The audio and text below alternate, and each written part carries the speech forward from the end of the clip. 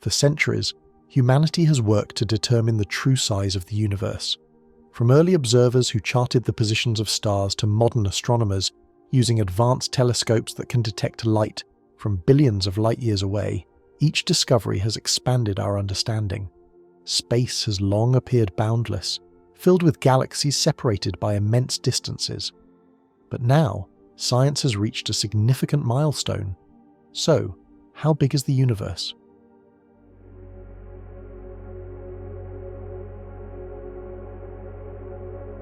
From the earliest dawn of human thought, one of the most enduring and mysterious questions has been about the size of the universe. Long before telescopes, satellites, and modern science, people looked upward and wondered how far the heavens stretched, whether the stars had boundaries, and if there was an edge beyond which nothing existed. The night sky was the greatest mystery of all, vast, glittering, and filled with unknown worlds. It inspired awe, fear, and deep curiosity. Every civilization that ever lived tried to explain what lay above and beyond, and their answers were shaped by their beliefs, their observations, and their imaginations. The question of the universe's size is as old as humanity itself. Early people who hunted and gathered under the open sky had no instruments to measure distance, yet they understood that the world extended far beyond what their eyes could see. The horizon seemed endless, and the sky appeared like a great dome above them. To many, this dome was not empty space, but a solid ceiling holding up the stars, the sun, and the moon. Some ancient cultures imagined that beyond the dome were gods, spirits, or other realms that only the divine could reach. The world seemed flat and limited, surrounded by mystery on all sides. In ancient Mesopotamia, thousands of years before the birth of modern astronomy, the people of Sumer, Babylon, and Assyria gazed at the heavens and tried to find order in what they saw. Their priests and scholars recorded the movements of stars and planets on clay tablets. To them, the sky was a series of layers stacked above the earth. The heavens were divided into levels where gods ruled different regions. The stars were not distant suns, but divine symbols, each one representing a god's presence or will. The Babylonians believed that the universe was enclosed within a giant cosmic sphere, a kind of shell that separated the known world from the waters of chaos beyond. This idea of a closed and limited universe shaped their understanding of existence itself. In ancient Egypt, the universe was also seen as a divine creation with clear boundaries. The sky goddess Nut was believed to arch her body over the earth, forming a great canopy of stars. Beneath her lay the god Geb, who represented the ground. Every day, the sun god Re travelled across Nut's body in his solar boat, bringing light to the world. At night, he journeyed through the underworld, only to rise again the next morning. This daily cycle of the sun's passage showed that the Egyptians viewed the cosmos as a continuous but enclosed system, where every movement was part of a grand divine order. To them, the stars and planets were not unreachable bodies in an infinite void, but part of a carefully balanced structure. The universe had limits, and those limits were sacred. In ancient India, philosophers and astronomers also wrestled with the idea of how large the universe might be. Hindu cosmology described a universe of incredible vastness, filled with countless worlds and cycles of creation and destruction. According to ancient texts like the Rig Veda and the Puranas, the universe expanded and collapsed over unimaginably long periods called kalpas, each lasting billions of human years. Yet even within this vastness, the cosmos was thought to have structure. It was not infinite in the modern sense. It was surrounded by layers of space and filled with heavenly realms where gods, demons, and spirits lived. The earth was believed to rest on a giant serpent or turtle, and above it were multiple skies, each ruled by different beings. The Indian thinkers combined spiritual imagination with careful observation of the stars, creating one of the most complex cosmologies of the ancient world. In ancient China, the question of the universe's size was deeply connected with philosophy and natural order. The Chinese viewed the cosmos as a living organism, governed by harmony and balance between the forces of yin and yang. The heavens were not seen as infinite, but as part of a vast dome that revolved around the earth. The earth itself was imagined as flat and square, while the sky was round, a concept called the Gaitian model, meaning the sky like a canopy. Ancient Chinese astronomers built instruments to track celestial motions, and imperial observatories were established as early as 2,000 years before the birth of Christ. The emperor's rule was believed to reflect the balance of heaven and earth. and so the study of the heavens was both a scientific and sacred duty. While they did not measure the universe's true size, their careful observations laid the groundwork for later astronomical discoveries. Among the ancient Greeks, the question of the universe's size became a matter of deep philosophical debate. The earliest Greek thinkers tried to understand not just what the universe looked like, but what it was made of and whether it had an edge. The philosopher Anaximander, who lived more than 2.5 millennia ago, proposed that the Earth floated freely in space, unsupported by anything. This was a bold idea in an age when most believed the world rested on something solid. He imagined the heavens as rings of fire surrounding the Earth, with the stars and planets being holes through which the fire was seen. His view still kept the universe limited, but it hinted at something larger and less confined than the domed heavens of earlier cultures. Pythagoras, known for his mathematical genius, believed that the universe was a harmonious system governed by numbers and ratios. He and his followers imagined the heavens as a series of concentric spheres that produced a kind of cosmic music as they turned, the music of the spheres. In this model, the universe had size and structure, but it was finite and orderly. Everything revolved around a central point, which they believed was the Earth. Then came Plato, whose influence on Western thought was profound. He described the universe as a perfect geometric form created by a divine craftsman, the demiurge. For Plato, the heavens were made of pure mathematical harmony, and the stars were living beings moved by reason. He imagined the cosmos as spherical, complete, and finite, a closed whole that reflected the perfection of its creator. The universe, in his view, was not infinite because perfection could not exist in something without limit. Aristotle, Plato's student, developed an even more detailed model that would dominate scientific thought for nearly 2,000 years. He taught that the Earth was a sphere at the centre of the universe, surrounded by concentric crystalline spheres, carrying the Moon, the planets, the Sun, and finally the fixed stars. Beyond the last sphere was the realm of the unmoved mover, pure divine thought. This model was elegant and logical to the ancient mind. It explained why the stars never changed their positions relative to each other, and why the heavens seemed eternal and unchanging. To Aristotle, the universe had a definite size, though it was immeasurably large compared to human experience. It was complete and perfect, needing no beyond. Centuries later, the astronomer Claudius Ptolemy expanded on Aristotle's ideas in his great work, the Almagest, written in the 2nd century after Christ. Ptolemy's geocentric model placed the Earth firmly at the centre, with all celestial bodies moving in complex circular paths known as epicycles. His calculations allowed accurate predictions of planetary motions, and for over 1.5 millennia, his system defined humanity's view of the cosmos.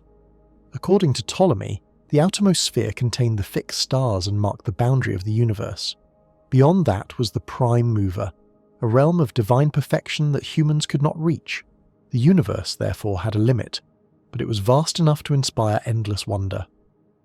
Outside the Greek world, other civilizations continued to explore their own ideas of cosmic size. The Mayans, who flourished in Central America long before European contact, built cities aligned with celestial events. Their astronomers tracked the motions of Venus and the Moon with remarkable precision. The Mayans believed that the universe had multiple layers, the heavens above, the earth in the middle, and the underworld below. The sky itself was held up by 4 great trees placed at the corners of the world. They did not conceive of infinite space, but of a grand cosmic structure that repeated through cycles of creation and destruction. The stars were alive with meaning, and every movement of the heavens reflected the will of gods and spirits.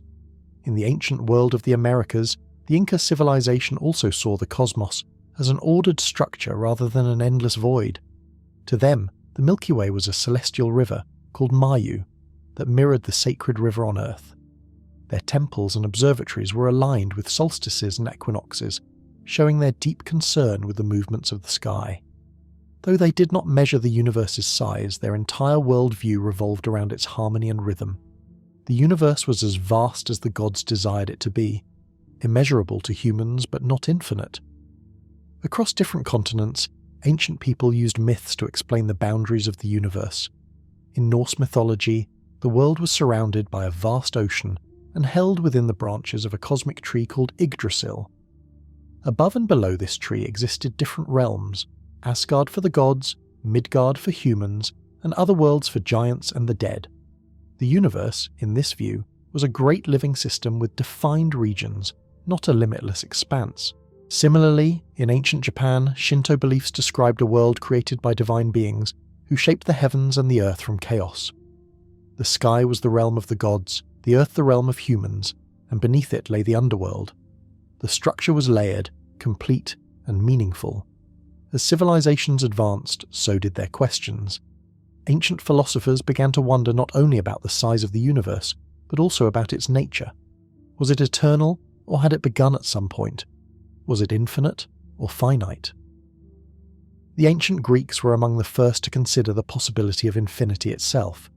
The philosopher Democritus, who lived more than 2,300 years ago, proposed that space was boundless and filled with an infinite number of atoms and worlds. To him, the stars were suns surrounded by their own planets, scattered across infinite space. This was a revolutionary idea, one that would not gain wide acceptance again until the rise of modern astronomy. Democritus was among the first humans to suggest that the universe might not have a measurable size at all. His view was opposed by Aristotle, who argued that infinity could not exist in nature. The universe, Aristotle said, was finite but complete. There was nothing beyond its outermost sphere. This disagreement between a boundless and a bounded universe would echo through centuries of thought, shaping how people saw their place in creation. As centuries passed and empires rose and fell, the question continued to live in the minds of scholars. In the Islamic Golden Age, between the 8th and the 13th centuries, astronomers in Persia, Arabia, and North Africa studied and expanded upon the works of the Greeks.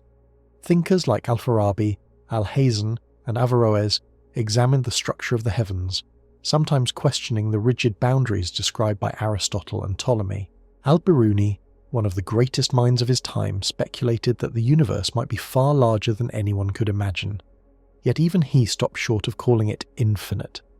To these scholars, the size of the universe was a reflection of divine perfection, something humans could study but never fully comprehend. In medieval Europe, Christian philosophers such as Thomas Aquinas tried to reconcile the ancient Greek model with religious belief. They accepted Aristotle's finite universe but saw its outer boundary as the domain of God. The heavens were vast but contained, created by divine will. Beyond the stars was the eternal realm of heaven itself. The question of size was therefore not only scientific but also theological. To question whether the universe had limits was to question the nature of God's creation. Throughout these centuries, the stars remained mysterious points of light, beautiful but unreachable. No one had the tools to measure their distance or to know what they truly were. The human eye could see only a few thousand stars at most, and all appeared to lie upon the same great celestial dome. The universe seemed immense, but how immense no one could say. Its boundaries existed somewhere beyond imagination, where the physical world met the divine. Ancient thinkers often used geometry and philosophy to try to express what observation could not. They drew spheres, circles, and perfect shapes to represent the heavens, believing that the universe reflected mathematical order. The sphere was especially sacred because it was smooth, endless, and symmetrical, qualities thought to represent perfection. From Plato's ideal forms to Ptolemy's celestial spheres, geometry became the language through which humanity described the cosmos. The question of size was therefore also a question of proportion, of how human beings fit within a larger whole. The ancient world had no concept of galaxies, distant nebulae, or expanding space. The idea that the universe could be infinite, that there could be billions of suns and worlds, was beyond both their instruments and their imagination. Yet the seeds of that idea were already there, hidden in the writings of those who dared to think differently. Epicurus, following Democritus, taught that there were infinite worlds both like and unlike our own. To him, the universe was without beginning or end. For this, he was often criticized by later thinkers, but his ideas would resurface many centuries later when telescopes began to reveal how vast space truly was. Even though ancient people could not measure the universe, they understood its importance in shaping life on Earth. They used the stars to mark time, navigate across seas, and predict the seasons. Their calendars, temples, and monuments, from Stonehenge in Britain to the pyramids in Egypt and the ziggurats of Babylon, were built in alignment with celestial events. These structures were more than places of worship. They were attempts to connect the human world with the heavens above.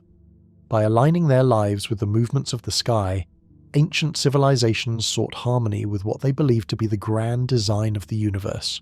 If they could grasp how great the heavens were, they might also understand their own place within creation. The stars were both near and far, familiar yet unreachable, comforting yet terrifying in their endless silence. In every corner of the ancient world, from the deserts of Egypt to the mountains of Greece, from the temples of India to the palaces of China, humanity asked the same question: how big is the universe? Each civilization gave its own answer, shaped by culture, religion, and philosophy. Some believed the universe was a sacred enclosure designed by gods. Others thought it was an infinite sea of countless worlds. Some saw it as a living organism, others as a perfect machine. Yet all agreed on one thing, that it was greater than any human could ever fully understand. Long before modern science began to measure space in billions of light years, the ancients had already laid the foundations of cosmic thought. They had imagined domes, spheres, and infinite voids. They had connected the stars to gods, to music, to mathematics, and to destiny itself. Though their measurements were symbolic rather than numerical, their wonder was no less real. Every myth, every theory, every drawing of the heavens was a step in humanity's long journey toward understanding the universe's true scale. The question of how big the universe is did not begin with telescopes or physics. It began with human eyes gazing upward, with hearts filled with awe and minds filled with questions. Those early stargazers, philosophers, and priests all shared the same feeling, that the universe was vast beyond comprehension, whether it ended somewhere or not. And in their attempts to describe it, they revealed something eternal about humanity itself, our desire to know, to measure, and to reach for what lies beyond our grasp. For as long as people have looked at the night sky, they have been fascinated by the faint glowing band that stretches from one horizon to the other. This mysterious river of light, soft and hazy, has been known since the earliest times as the Milky Way. To ancient eyes, it seemed like a trail of milk spilled by the gods, a road for spirits, or a wound in the heavens that revealed the shining essence of the universe beyond. But as human understanding slowly grew, people began to wonder what it truly was. Was it part of the atmosphere? Was it a collection of stars? Or was it something far larger, beyond imagination? The story of how humanity came to measure the Milky Way, how people learned its shape, size, and place in the vast cosmos, is one of patience, daring, and discovery. It is a story that stretches from the naked-eye stargazers of the past to the precise instruments of modern astronomy. Long before telescopes were invented, early observers could only rely on what they saw with their eyes. To them, the Milky Way looked like a smooth mist across the sky. The ancient Greeks debated its nature. Some believed it was the burning path left by a chariot of the sun. Others thought it might be a reflection of the light of the sun itself, or even a gathering of distant fires. Around the 4th century before the birth of Christ, the philosopher Aristotle wrote that the Milky Way was a phenomenon within Earth's atmosphere, caused by the light of stars shining through a layer of vapour. It was a bold idea, but one that kept the galaxy close and manageable. It was not yet seen as something belonging to the stars themselves. A few centuries later, another thinker named Democritus had a very different view. He proposed that the Milky Way was made up of a countless number of very distant stars, whose light blended together because they were so far away. This idea was astonishingly accurate, though few people at the time believed him. It would take more than 2,000 years before anyone could test such a claim with real evidence. In the ancient world, people built myths around what they could not measure. The Chinese saw the Milky Way as a river that separated two lovers, the cowherd and the weaver girl, who could only meet once a year when magpies formed a bridge of stars. In India, it was called the Akash Ganga, the celestial Ganges river flowing across the heavens. In many cultures, it was thought to be a pathway of souls or a road used by gods to travel through the sky.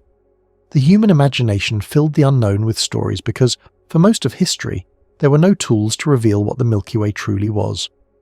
That began to change in the early 17th century when Galileo Galilei turned his telescope to the night sky. In the year 1609, Galileo built a small refracting telescope with lenses that magnified objects about 20 times. When he aimed it at the Milky Way, he was stunned. What had always looked like a cloudy streak now resolved into a dense field of countless stars. There were so many that he could not count them. Galileo wrote that the Milky Way was a mass of innumerable stars, each a tiny sun shining from an immense distance. For the first time, someone had seen with clear evidence that the Milky Way was not a cloud or a vapour, but a collection of stars, far more than the human eye could ever see unaided. This discovery was revolutionary. It showed that the heavens were far deeper and more crowded than anyone had imagined. But Galileo's telescope, though powerful for its time, could not show how vast the Milky Way truly was. He could see that the stars were countless, but he could not measure their distances. The universe was still a mystery without scale. Over the next centuries, astronomers tried to find ways to measure the distances to stars and to understand how far the Milky Way extended. One early attempt came from the English astronomer Thomas Wright in the middle of the 18th century. Wright proposed that the Milky Way was a flat disk of stars, like a giant cosmic wheel, with the sun located somewhere within it. He suggested that we saw it as a band across the sky because we were looking along the plane of this disk, where the stars were most densely packed. Though his reasoning was more philosophical than observational, it was an important step toward the right idea. In the year 1755, the German philosopher Immanuel Kant expanded on Wright's ideas. Kant proposed that the Milky Way was indeed a rotating disk of stars, held together by gravity. He also went further, suggesting that other faint nebulae seen through telescopes might be distant island universes, other galaxies like our own. It was a bold guess, centuries ahead of its time. The true nature of those nebulae would not be confirmed until the 20th century, but Kant's vision hinted at the vastness of the cosmos long before science could prove it. Through the 18th and 19th centuries, astronomers tried to map the Milky Way more precisely. One of the most ambitious efforts came from William Herschel, the famous musician turned astronomer from England. Around the year 1785, Herschel and his sister Caroline undertook a remarkable project.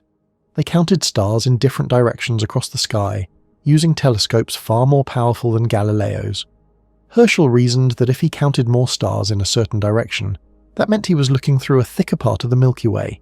Fewer stars meant he was looking toward its edge. After years of careful counting, Herschel drew a rough map of what he believed the Milky Way looked like. He concluded that it was shaped like a flattened disk with the sun located near its centre. His map, though not entirely accurate, was the first real attempt to measure the structure of our galaxy. Herschel's work gave the Milky Way a definite form, and for the first time, humanity could visualize itself as living inside a star-filled system, rather than simply under a dome of stars. Yet Herschel's map had problems. He did not know that the Milky Way contains vast clouds of dust and gas that block light from distant stars. Because of this, the stars he could see were only a fraction of the total. The dusty regions made it appear as if the galaxy was smaller and the sun was in the centre, when in truth both assumptions were mistaken. But even with those errors, Herschel's idea changed astronomy forever. It introduced the concept of measuring the universe through observation and reasoning, rather than imagination alone. As the 19th century progressed, astronomers began to understand more about the light of stars. They learned how to use spectroscopy, the study of light separated into its colours, to analyse what stars were made of and how far away they might be. Photographic plates replaced the human eye, allowing the faintest stars to be recorded and counted. With these new tools, scientists could build more detailed pictures of the Milky Way. By the late 19th century, astronomers like Jacobus Kapteyn in the Netherlands were trying to estimate the size of the galaxy using star counts and measurements of stellar motion. Kapteyn concluded that the Milky Way was about 50,000 light-years across, and that the Sun was close to the centre. His estimate was a careful piece of reasoning, but again, it was limited by the invisible dust that made distant stars appear fewer and fainter than they truly were. The real breakthrough came in the early 20th century. Around the year 1915, an American astronomer named Harlow Shapley began to study globular clusters, dense, spherical collections of stars that orbit the Milky Way. Shapley realized that these clusters were not scattered randomly, but were concentrated in one direction, toward the constellation Sagittarius. By measuring how far away these clusters were, he concluded that the center of the Milky Way lay in that direction, tens of thousands of light-years from the Sun. This was a stunning revelation. For centuries, people had assumed that the Sun, and by extension humanity, occupied the centre of creation. Shapley showed that the Sun was actually far from the centre of our galaxy, located near its outer regions. The Milky Way, according to his calculations, was about 100,000 light-years across, vast beyond comprehension. Humanity's sense of place in the universe shifted once again. We were no longer at the centre, not of the solar system, and not even of our own galaxy. While Shapley was measuring the size of the Milky Way, another debate was raging. Astronomers had long observed faint cloud-like patches called nebulae scattered across the sky. Some believed these were small clouds of gas within our own galaxy, while others suspected they might be separate galaxies altogether, far beyond. In 1920, the so-called Great Debate took place between Shapley and another astronomer, Heber Curtis. Shapley argued that the Milky Way was the entire universe, and that these nebulae were part of it. Curtis disagreed, suggesting that they were island universes, other galaxies far outside the Milky Way.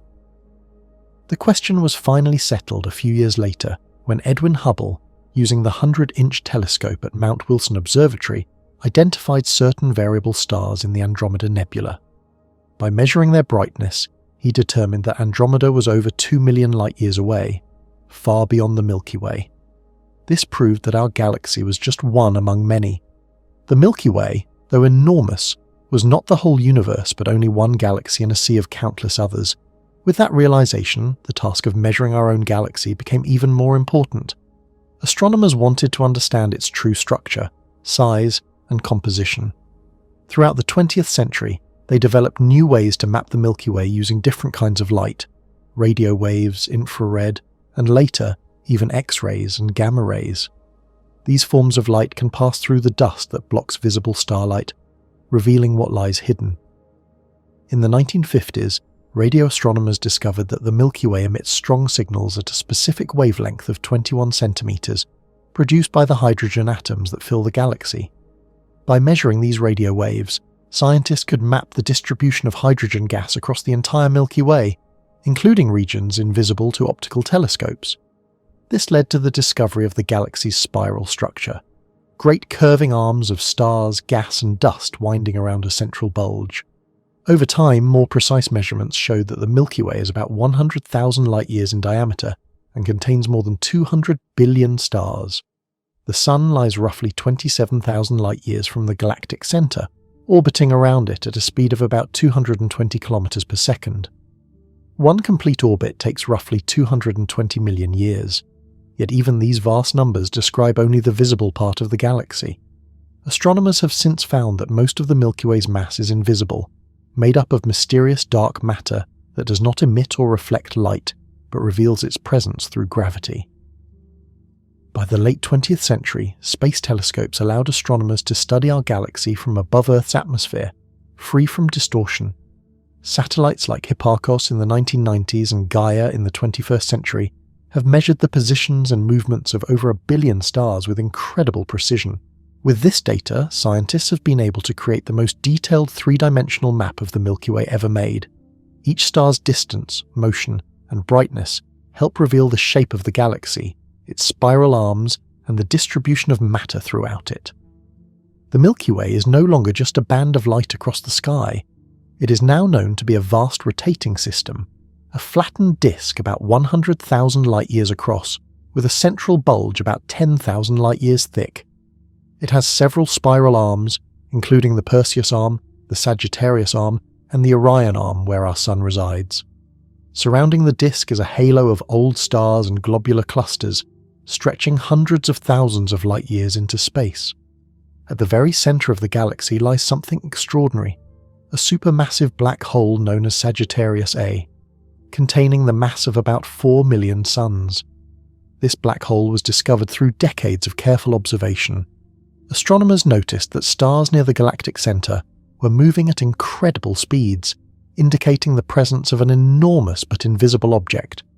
In 2019, the Event Horizon Telescope collaboration released the first image of the shadow of a black hole in another galaxy, and in 2022 it produced the first image of the one at the heart of the Milky Way.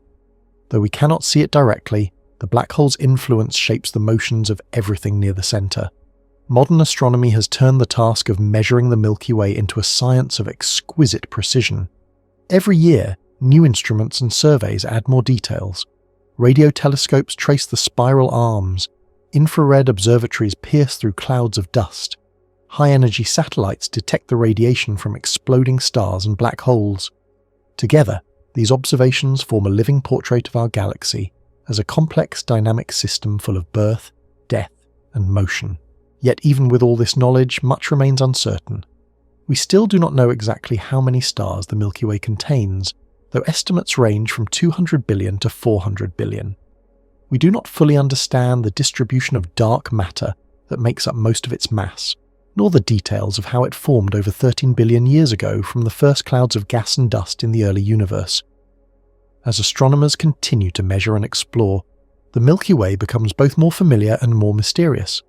The faint band of light that once inspired myths now represents a grand cosmic structure, a rotating island of stars, gas, and dark matter drifting through the infinite sea of the universe. It connects us to the past, to the first people who looked up in wonder, and to the scientists who dedicated their lives to understanding its shape. From Democritus's early speculation to Galileo's telescope, from Herschel's star counts to Shapley's globular clusters, from radio waves to space observatories, humanity has slowly extended its reach. What was once a milky blur across the night has become a vast and intricate system whose beauty and immensity continue to challenge the limits of understanding. For thousands of years, human beings lifted their eyes toward the night sky and wondered what lay beyond the scattered points of light.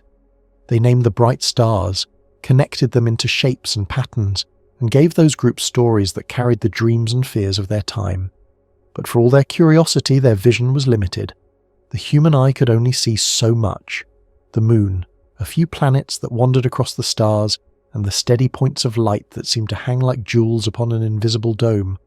To the people of those ancient ages, the heavens appeared to be fixed, small, and close. The universe was a glittering ceiling over the earth, beautiful but confined. That belief began to change in the early 17th century, during one of the most extraordinary periods of discovery in human history.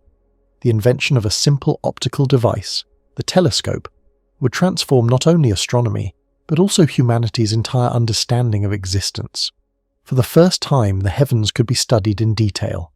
What had once been faint dots became worlds, and what had once seemed permanent turned out to be in motion. The telescope was not just an instrument of glass and metal, it was a doorway into the unknown, a bridge between the human eye and the infinite universe beyond it. Before Galileo Galilei, people had already tried to make sense of the cosmos using reason and philosophy. The great Greek thinkers, like Aristotle and Ptolemy, believed that the Earth was at the centre of everything, and that the planets and stars revolved around it in perfect circles. This geocentric model ruled human thought for nearly 2,000 years. It was neat, symmetrical, and comforting, a universe designed with humanity at its heart. But it was also wrong. Still, for centuries, no one could challenge it convincingly, because there was no way to look beyond what the eyes alone could see. The story began to shift when, in the year 1609, a rumour reached Italy. Reports spread of a new device invented in the Netherlands, one that could make distant objects appear much closer. It was a simple arrangement of lenses placed inside a tube, yet it allowed people to see far-off ships, church towers, and even the details of distant landscapes. Galileo, a professor in the city of Padua, immediately understood the potential of such an invention. With his sharp mind and skill in mechanics, he began to build his own version, grinding lenses by hand until they were clear enough to magnify the world several times over. At first, Galileo used his new telescope to look at earthly things, the tops of bell towers, ships approaching from the sea, and the texture of the land. But soon, curiosity drew his gaze upward. On a night late in the year 1609, Galileo turned his telescope toward the moon, and the world changed forever. Until that night, most scholars believed that the moon was a perfect sphere, smooth and flawless, made of some heavenly substance different from anything on Earth. But through Galileo's telescope, the moon was revealed to be rough and uneven. He saw craters, valleys, and mountains casting long shadows as sunlight struck them from the side. It was not a divine orb of perfection, but a world a place with landscapes that could have been formed by the same natural forces that shaped Earth. This discovery was not only shocking but deeply unsettling to those who believed in an unchanging heaven. If the moon was imperfect, perhaps the heavens themselves were not the pure realm of the divine after all. Galileo did not stop there. He pointed his telescope at the bright planets and soon found wonders that no human being had ever seen before. When he looked at Jupiter, the largest of the visible planets, he noticed tiny points of light near it. At first, he thought they might be stars, but over the following nights he watched them move, not across the sky like stars, but around Jupiter itself. He realized that they were moons orbiting another world. For the first time, humanity saw a miniature system in space, another planet with its own companions. This discovery was devastating for the geocentric model. If moons could revolve around Jupiter, then perhaps not everything in the universe revolved around the Earth. Galileo's telescope also revealed new details about the planet Venus. He noticed that Venus showed phases just like the Moon, changing from a thin crescent to a full disk. This meant that Venus must orbit the Sun, not the Earth, exactly as the Polish astronomer Nicholas Copernicus had proposed nearly 70 years earlier. Galileo's observations gave solid, visible proof that the heliocentric model, the idea that the Sun, not the Earth, was at the center of the solar system, was correct. The telescope showed even more wonders. Galileo found that Saturn had strange shapes on either side, which he could not fully explain with his early instruments, but which we now know are its rings. He turned the telescope toward the Milky Way, that faint band of light crossing the night sky, and discovered that it was not a mist or cloud, but a vast collection of countless stars, each shining on its own. What had once looked like a single blur of light was, in truth, an enormous sea of stars stretching far beyond what the naked eye could perceive. With every observation, the universe seemed to grow larger, deeper, and more complex. Humanity's old boundaries of understanding began to dissolve. No longer was the Earth the fixed center of creation. No longer were the stars set upon a solid crystal sphere. The telescope had expanded not only the boundaries of the visible universe, but also the limits of human thought. Galileo's discoveries brought him fame and trouble in equal measure. Many people admired his brilliance, but others saw danger in his claims. The Church, which had long accepted the Earth-centered universe as a reflection of divine order, viewed his findings with suspicion. To question that model was to question centuries of belief. In the year 1633, Galileo was brought before the Inquisition and forced to deny that the Earth moved around the Sun. Yet, even under pressure, the truth of his discoveries could not be hidden. The telescope had already shown too much. Once the eye had seen, it could never unsee. While Galileo's work opened the door, others soon stepped through it and continued to expand humanity's vision. In the years that followed, telescope makers across Europe improved the design of the instrument. They made the lenses clearer, the tubes longer, and the magnification stronger. Astronomers such as Johannes Kepler refined the mathematics of planetary motion, while others, inspired by Galileo, began to map the heavens in unprecedented detail. By the middle of the 17th century, the telescope had become the key instrument of discovery. Christian Huygens, a brilliant Dutch scientist, built his own powerful telescope and used it to study Saturn more closely. He was the first to correctly identify its rings, and also discovered Titan, Saturn's largest moon, in the year 1655. His observations revealed that even the distant planets had complex systems, with moons and rings that made them far more dynamic than anyone had imagined. At around the same time, the English scientist Robert Hooke and the Italian astronomer Giovanni Cassini were using improved telescopes to study the planets. Cassini discovered more moons of Saturn and even noted a large gap in the planet's rings, now known as the Cassini division. With every discovery, it became clearer that the solar system was not a simple, orderly arrangement, but a vast and intricate mechanism governed by laws that humans were only beginning to grasp. As the telescope continued to evolve, so too did humanity's concept of the universe. By the time the English astronomer Isaac Newton published his work on gravity in the late 17th century, the idea of an Earth-centered universe had completely collapsed. Newton's laws explain the movements of planets and moons as part of a grand cosmic dance directed by universal forces, not divine perfection. The telescope had provided the eyes, and mathematics had provided the mind. Together, they reshaped humanity's understanding of its place in creation. During the 18th century, telescope design improved dramatically. Astronomers began to use mirrors instead of lenses to collect light, which allowed them to build much larger instruments. The most famous of these early reflecting telescopes was constructed by William Herschel, a German-born musician turned astronomer who moved to England. Using his enormous handmade telescope, Herschel made one of the greatest discoveries of his age, the planet Uranus, in the year 1781. This was the first new planet discovered in recorded history, and it doubled the known size of the solar system. Herschel's telescope also revealed countless new nebulae and star clusters scattered across the sky. He and his sister Caroline worked tirelessly to catalogue them, creating maps that showed the Milky Way as an immense flattened disk of stars. For the first time, humanity began to understand that even our own galaxy had structure, that the Sun was not at its centre, but merely one star among hundreds of billions. In the 19th century, telescopes grew even more powerful, and new techniques allowed astronomers to analyse the light from distant stars. By passing starlight through a prism, scientists could separate it into its colours, revealing patterns called spectra. These patterns acted like fingerprints, showing the chemical composition of the stars. Astronomers such as Joseph Fraunhofer and William Huggins used this method to prove that the stars were made of the same elements found on Earth: hydrogen, helium, sodium, and others. This discovery connected the heavens and the Earth in a profound way. The universe was not made of some mysterious celestial substance, but of the same matter that forms everything around us. The boundary between heaven and Earth was fading fast. Telescopes continued to grow in both size and precision.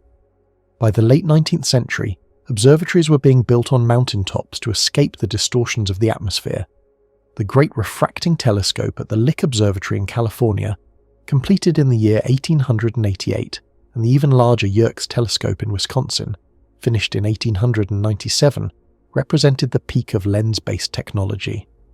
But soon, astronomers would turn once again to mirrors, building enormous reflecting telescopes that could gather even more light from the distant cosmos. The 20th century became the golden age of the telescope. In the year 1918, the Hooker Telescope on Mount Wilson in California was completed, boasting a mirror more than 2.5 meters wide. With it, astronomers like Edwin Hubble made discoveries that would redefine everything once again. Looking deep into the sky, Hubble identified faint patches of light that turned out to be entire galaxies, vast collections of stars like our own Milky Way but lying far beyond it. This meant that the universe was far larger than anyone had ever suspected. What had once been thought of as the entire cosmos, our galaxy, was merely one among billions. Using the same telescope, Hubble also found that those galaxies were moving away from each other, and the farther away they were, the faster they receded. This was the first clear evidence that the universe itself was expanding. The telescope had not only revealed the scale of the cosmos but also its motion through time. Humanity now knew that the universe had a history, a beginning, and an ongoing evolution. As the century progressed, new kinds of telescopes appeared. Instruments were developed to detect not just visible light, but also radio waves, infrared, ultraviolet, and even X-rays and gamma rays. Each new window on the cosmos revealed something previously hidden.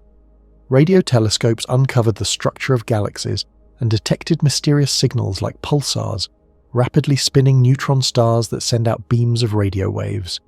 Infrared telescopes peered through clouds of cosmic dust to reveal star-forming regions, while X-ray telescopes exposed the violent energy of black holes and exploding stars. In the late 20th century, humanity took telescopes beyond the Earth itself. On a bright day in April of the year 1990, the Hubble Space Telescope was launched aboard the Space Shuttle Discovery. Placed in orbit high above the Earth's atmosphere, Hubble could see the universe with unprecedented clarity. Its images of distant galaxies, nebulae and star clusters were not only scientific breakthroughs, but also works of cosmic art. The telescope revealed galaxies stretching billions of light-years into the past, allowing scientists to look back in time almost to the birth of the universe itself. Each new telescope, whether on Earth or in space, continued the revolution that Galileo had begun nearly 4 centuries earlier.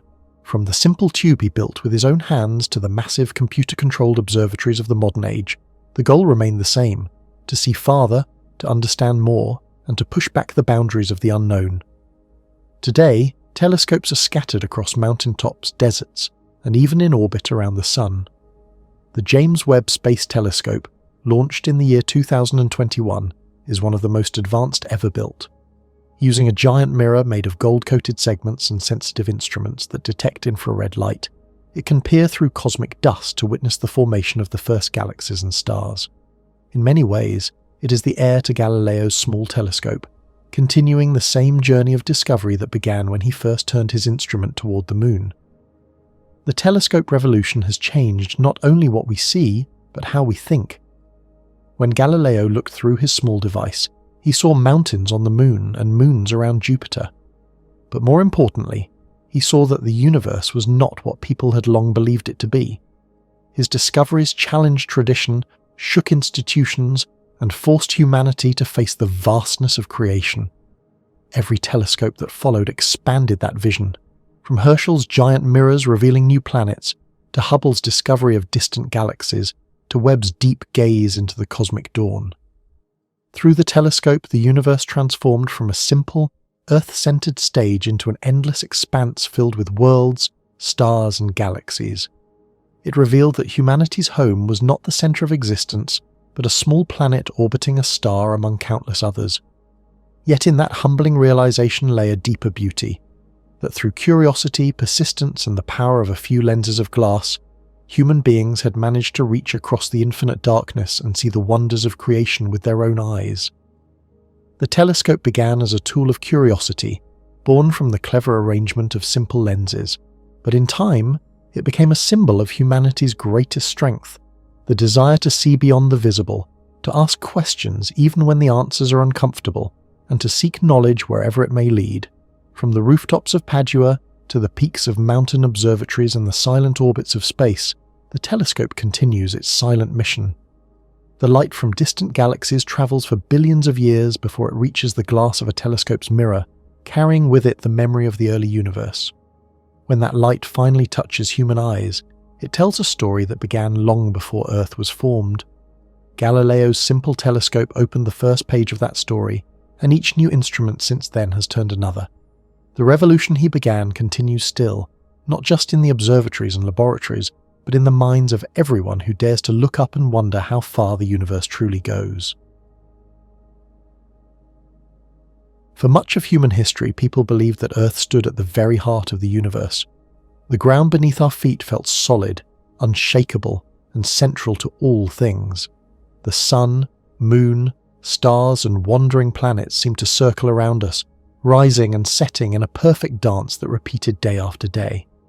To the people of ancient times, this view made perfect sense. Everything they could see supported it. The heavens above appeared to revolve around the world below, and so Earth was placed proudly at the center of creation. This Earth-centered idea of the universe, known as heliocentrism, became the foundation of human understanding for thousands of years. It was deeply woven into religion, philosophy, and daily life. The sky was seen as a great dome surrounding the world, with glittering lights, stars, and planets embedded in its surface. The sun moved in a predictable path across the heavens, bringing day and night.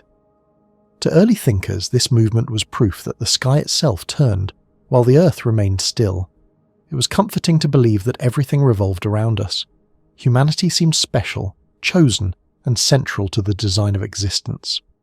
The earliest civilizations, from Mesopotamia and Egypt to Greece and China, developed their own models of the heavens. Ancient priests and astronomers studied the stars with devotion, tracking their paths through careful observation. They built temples, pyramids, and stone circles aligned with celestial movements, convinced that the gods communicated through the sky. In Babylon, around the 6th century before the birth of Christ, astronomers already kept precise records of planetary motion, though they still thought the heavens revolved around Earth. In Greece, great thinkers like Aristotle and Ptolemy built upon these earlier ideas. Aristotle, who lived in the 4th century before Christ, taught that Earth stood immovable at the center of a finite universe. He imagined the cosmos as a series of crystal spheres, each carrying the moon, the sun, and the planets in perfect circular paths. Beyond the outermost sphere, he said, lay the realm of the stars, unchanging and eternal. His students and later scholars accepted this vision for centuries. It was elegant, logical, and suited the belief that humanity held a privileged place in creation. Then came Claudius Ptolemy, who in the 2nd century after Christ wrote a detailed book called the Almagest. In it he developed a mathematical model that could predict the movements of the planets with impressive accuracy. He proposed that the planets moved in small circles, called epicycles, which in turn revolved around Earth. Though complex, this system explained why the planets sometimes appeared to move backward in the sky. Ptolemy's model became the standard explanation of the cosmos for more than 1,000 years. For generations, astronomers, philosophers, and theologians used it to describe a universe designed by God with Earth at its center. This belief shaped more than science. It shaped how people saw themselves. If Earth stood at the center of everything, then humanity must be the focus of divine attention. The stars and planets became symbols of heavenly order, proof of a purposeful creation. The Church later embraced this idea, fitting it neatly into its spiritual teachings. In this universe, heaven lay above, hell below, and earth in between, a perfect moral and physical structure that reflected humanity's importance. But as centuries passed, small cracks began to appear in this grand design. Observers noticed that the motions of the planets were not as perfect as the geocentric system claimed. The more carefully they measured, the more irregularities they found. The orbits of Mars, Jupiter, and Saturn showed tiny deviations that could not be easily explained by Ptolemy's circles upon circles. Some began to wonder whether the ancient model might be wrong. In the 15th century, an obscure scholar from Poland began to question this long-held belief. His name was Nicholas Copernicus, born in the year 1473. He studied mathematics, astronomy, and medicine, but he was also deeply curious about how the universe truly worked. After years of observing the heavens and rethinking old ideas, Copernicus reached a daring conclusion. The Sun, not Earth, was at the center of the universe. This new view, known as heliocentrism, turned the old world upside down. According to Copernicus, Earth was just another planet circling the Sun along with the others. The daily rising and setting of the Sun, he said, was not caused by the Sun's movement, but by Earth's rotation on its axis.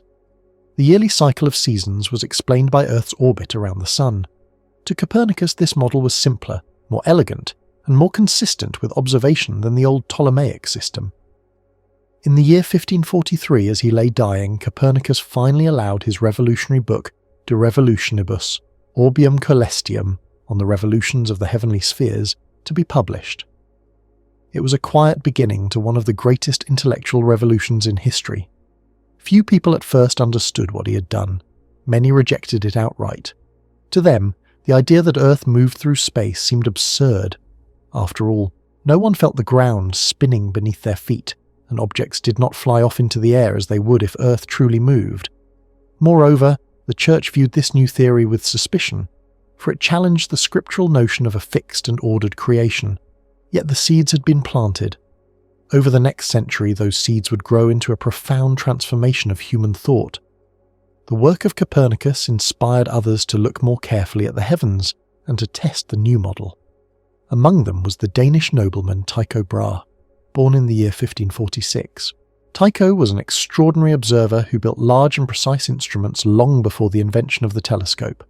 He recorded the positions of the planets and stars with unmatched accuracy. Although Tycho himself proposed a compromise model, keeping Earth at the center while letting the planets circle the Sun, his data would later help prove Copernicus right. One of Tycho's assistants, a young German mathematician named Johannes Kepler, would take the next great leap.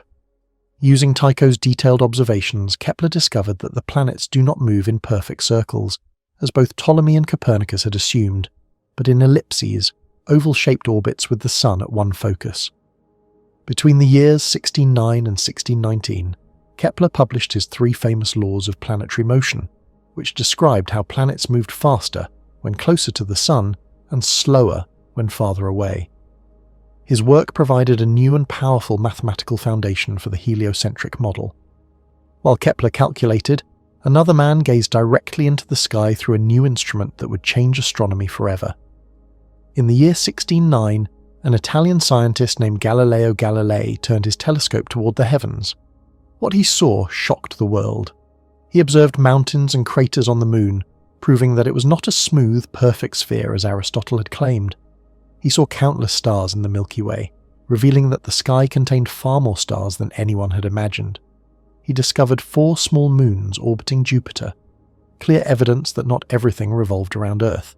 He also observed that Venus showed phases like the Moon, something that could only be explained if it orbited the Sun. These discoveries struck at the very heart of geocentrism.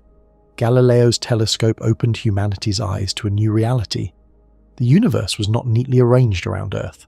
It was vast, dynamic, and full of motion. For the first time, people could see proof that the heavens were not fixed and perfect, but filled with change and complexity. However, Galileo's bold support of Copernicus brought him into conflict with powerful authorities.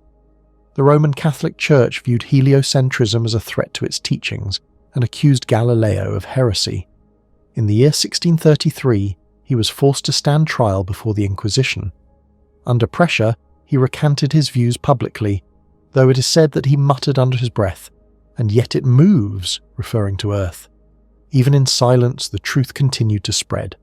Then came Isaac Newton, born in the year 1643. Building upon the work of Kepler and Galileo, Newton developed the law of universal gravitation. In his monumental book Principia Mathematica, published in 1687, he showed that the same force that caused an apple to fall to the ground also governed the motion of planets and moons. The universe, Newton revealed, was not a collection of separate realms, heaven above and earth below, but a single system ruled by the same natural laws.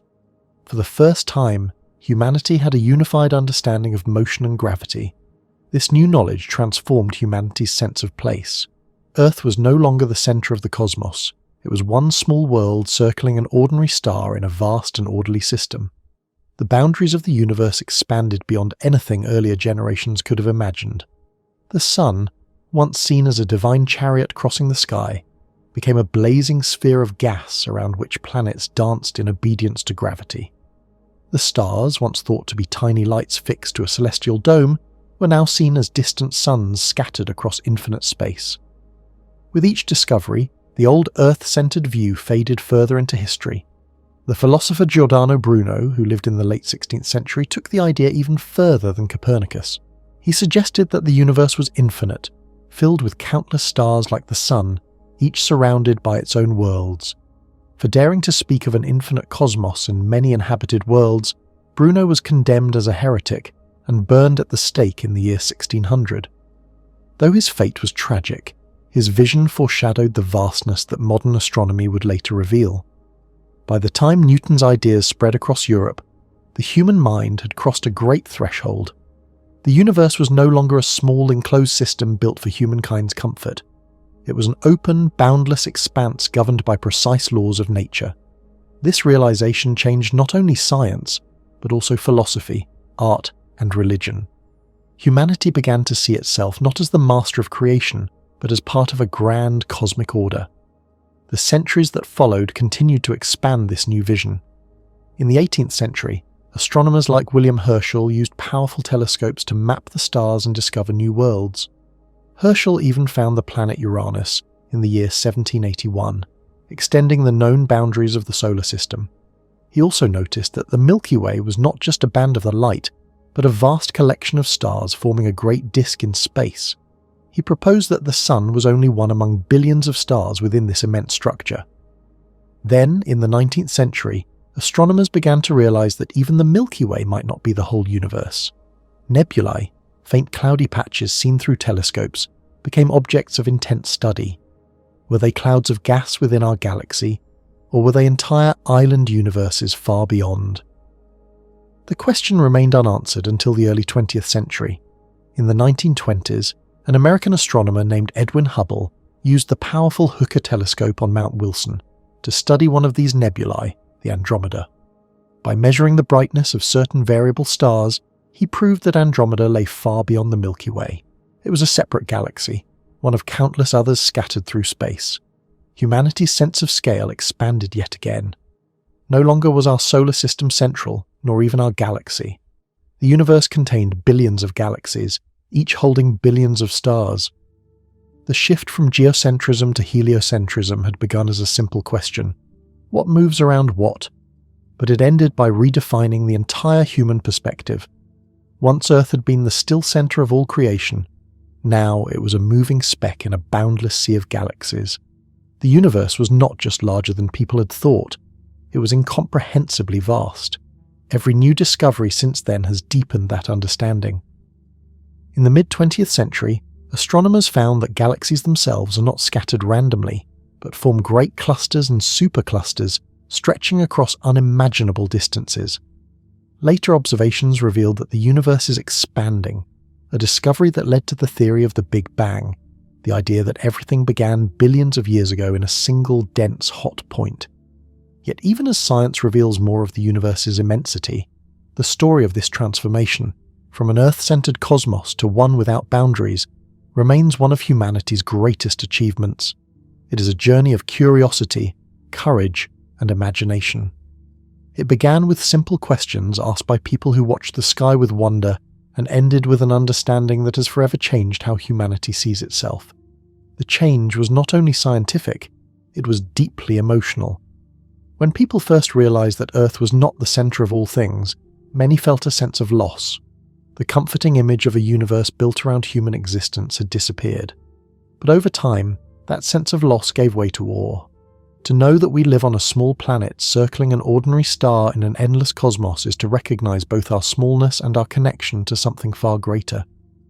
This transformation of thought reshaped philosophy. Thinkers like René Descartes, Baruch Spinoza, and later Immanuel Kant pondered what it meant to exist in an infinite universe. Kant suggested that the Milky Way was merely one among countless world systems, and that the heavens extended without limit. He imagined that space itself might have no center at all, a bold idea that anticipated later discoveries. Artists and writers too felt the pull of the new cosmos. The night sky became not just a symbol of divinity, but of mystery and endless possibility. Poets spoke of infinite space and the silent stars, capturing the feeling of standing on a small world adrift in a boundless sea. Painters tried to express the vastness of the heavens and the insignificance of human figures beneath them.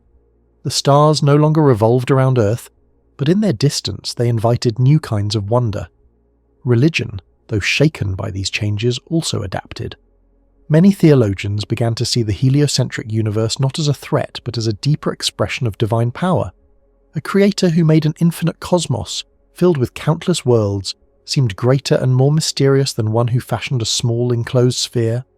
The heavens declared the glory of something beyond comprehension, and humanity's smallness became part of a larger design. The legacy of this transformation continues into modern times. The discovery of exoplanets, worlds orbiting other stars, has confirmed that our solar system is not unique. Thousands of such planets have been found, some even resembling Earth. With every new discovery, the sense of cosmic scale expands further. The universe that once seemed centered on Earth now appears full of worlds, perhaps even other forms of life, scattered across its vast reaches. The shift from geocentrism to heliocentrism was not merely a change in scientific theory. It was a shift in the human spirit. It marked the moment when curiosity overcame comfort, when the search for truth surpassed the need for certainty. People dared to question what seemed obvious, to look beyond appearances, and to accept that the universe might be larger and stranger than they could ever imagine. The story stretches across centuries, from the observations of ancient skywatchers to the equations of modern physicists. It tells of human beings who refused to stop asking questions, even when the answers threatened old beliefs. It tells of thinkers who risked their reputations, and sometimes their lives, to uncover a deeper understanding of the cosmos. And it tells of how, in discovering the true structure of the universe, humanity discovered something profound about itself. From Aristotle's fixed spheres to Newton's gravitational harmony, from Galileo's telescope to Hubble's galaxies, the journey has been one of constant expansion, not only in knowledge, but in imagination. The Earth, once thought to be the still heart of creation, became one world among countless others. The universe, once believed to have boundaries, revealed itself to be vast beyond measure. Every step along this path changed how humanity viewed space, time, and existence itself. The ancient belief that everything revolved around Earth gave way to a vision of a universe where motion, gravity, and energy weave together in endless complexity. the cosmic scale grew until it could no longer be grasped by human senses alone. The instruments grew more powerful, the theories more precise, but the wonder remained the same. Each generation has carried this legacy forward. In the 20th century, the physicist Albert Einstein redefined space and time with his theory of relativity, showing that even gravity is a curvature of the fabric of the universe. His work built upon the same quest that began when Copernicus dared to move Earth from the centre. In the 21st century, astronomers use space telescopes to peer across billions of light years, tracing the faint glow of galaxies born soon after the beginning of time itself. The universe that once seemed so small now stretches beyond imagination. Yet the roots of this understanding reach back to that moment when humanity first questioned its central place. The shift from an Earth-centered universe to one governed by the Sun, and later to one of countless galaxies, represents not just a scientific change but an awakening of human awareness. It was the beginning of modern thought, the point at which people learned to look beyond appearances and to trust observation, measurement and reason over tradition. Through this journey, the idea of scale itself transformed. What once seemed infinite, the dome of the stars above, became just one small part of a far greater whole. The solar system, once thought to encompass all existence, turned out to be a mere speck within the Milky Way, and the Milky Way, magnificent as it is, became one of hundreds of billions of galaxies stretching across the observable universe. Humanity's home shrank with each discovery, yet its understanding grew larger. The story of this transformation is, at its heart, the story of curiosity triumphing over fear. To move Earth from the centre was to move humanity from the throne of creation, but it also opened the door to an infinite universe filled with wonder. The sky that once seemed to revolve around us became a window into the vastness beyond, and every new observation brought both humility and inspiration.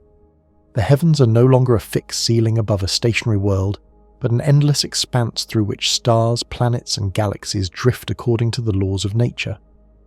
And yet, in this vast and seemingly indifferent cosmos, humanity continues to search for meaning, to explore and to ask questions as old as time itself.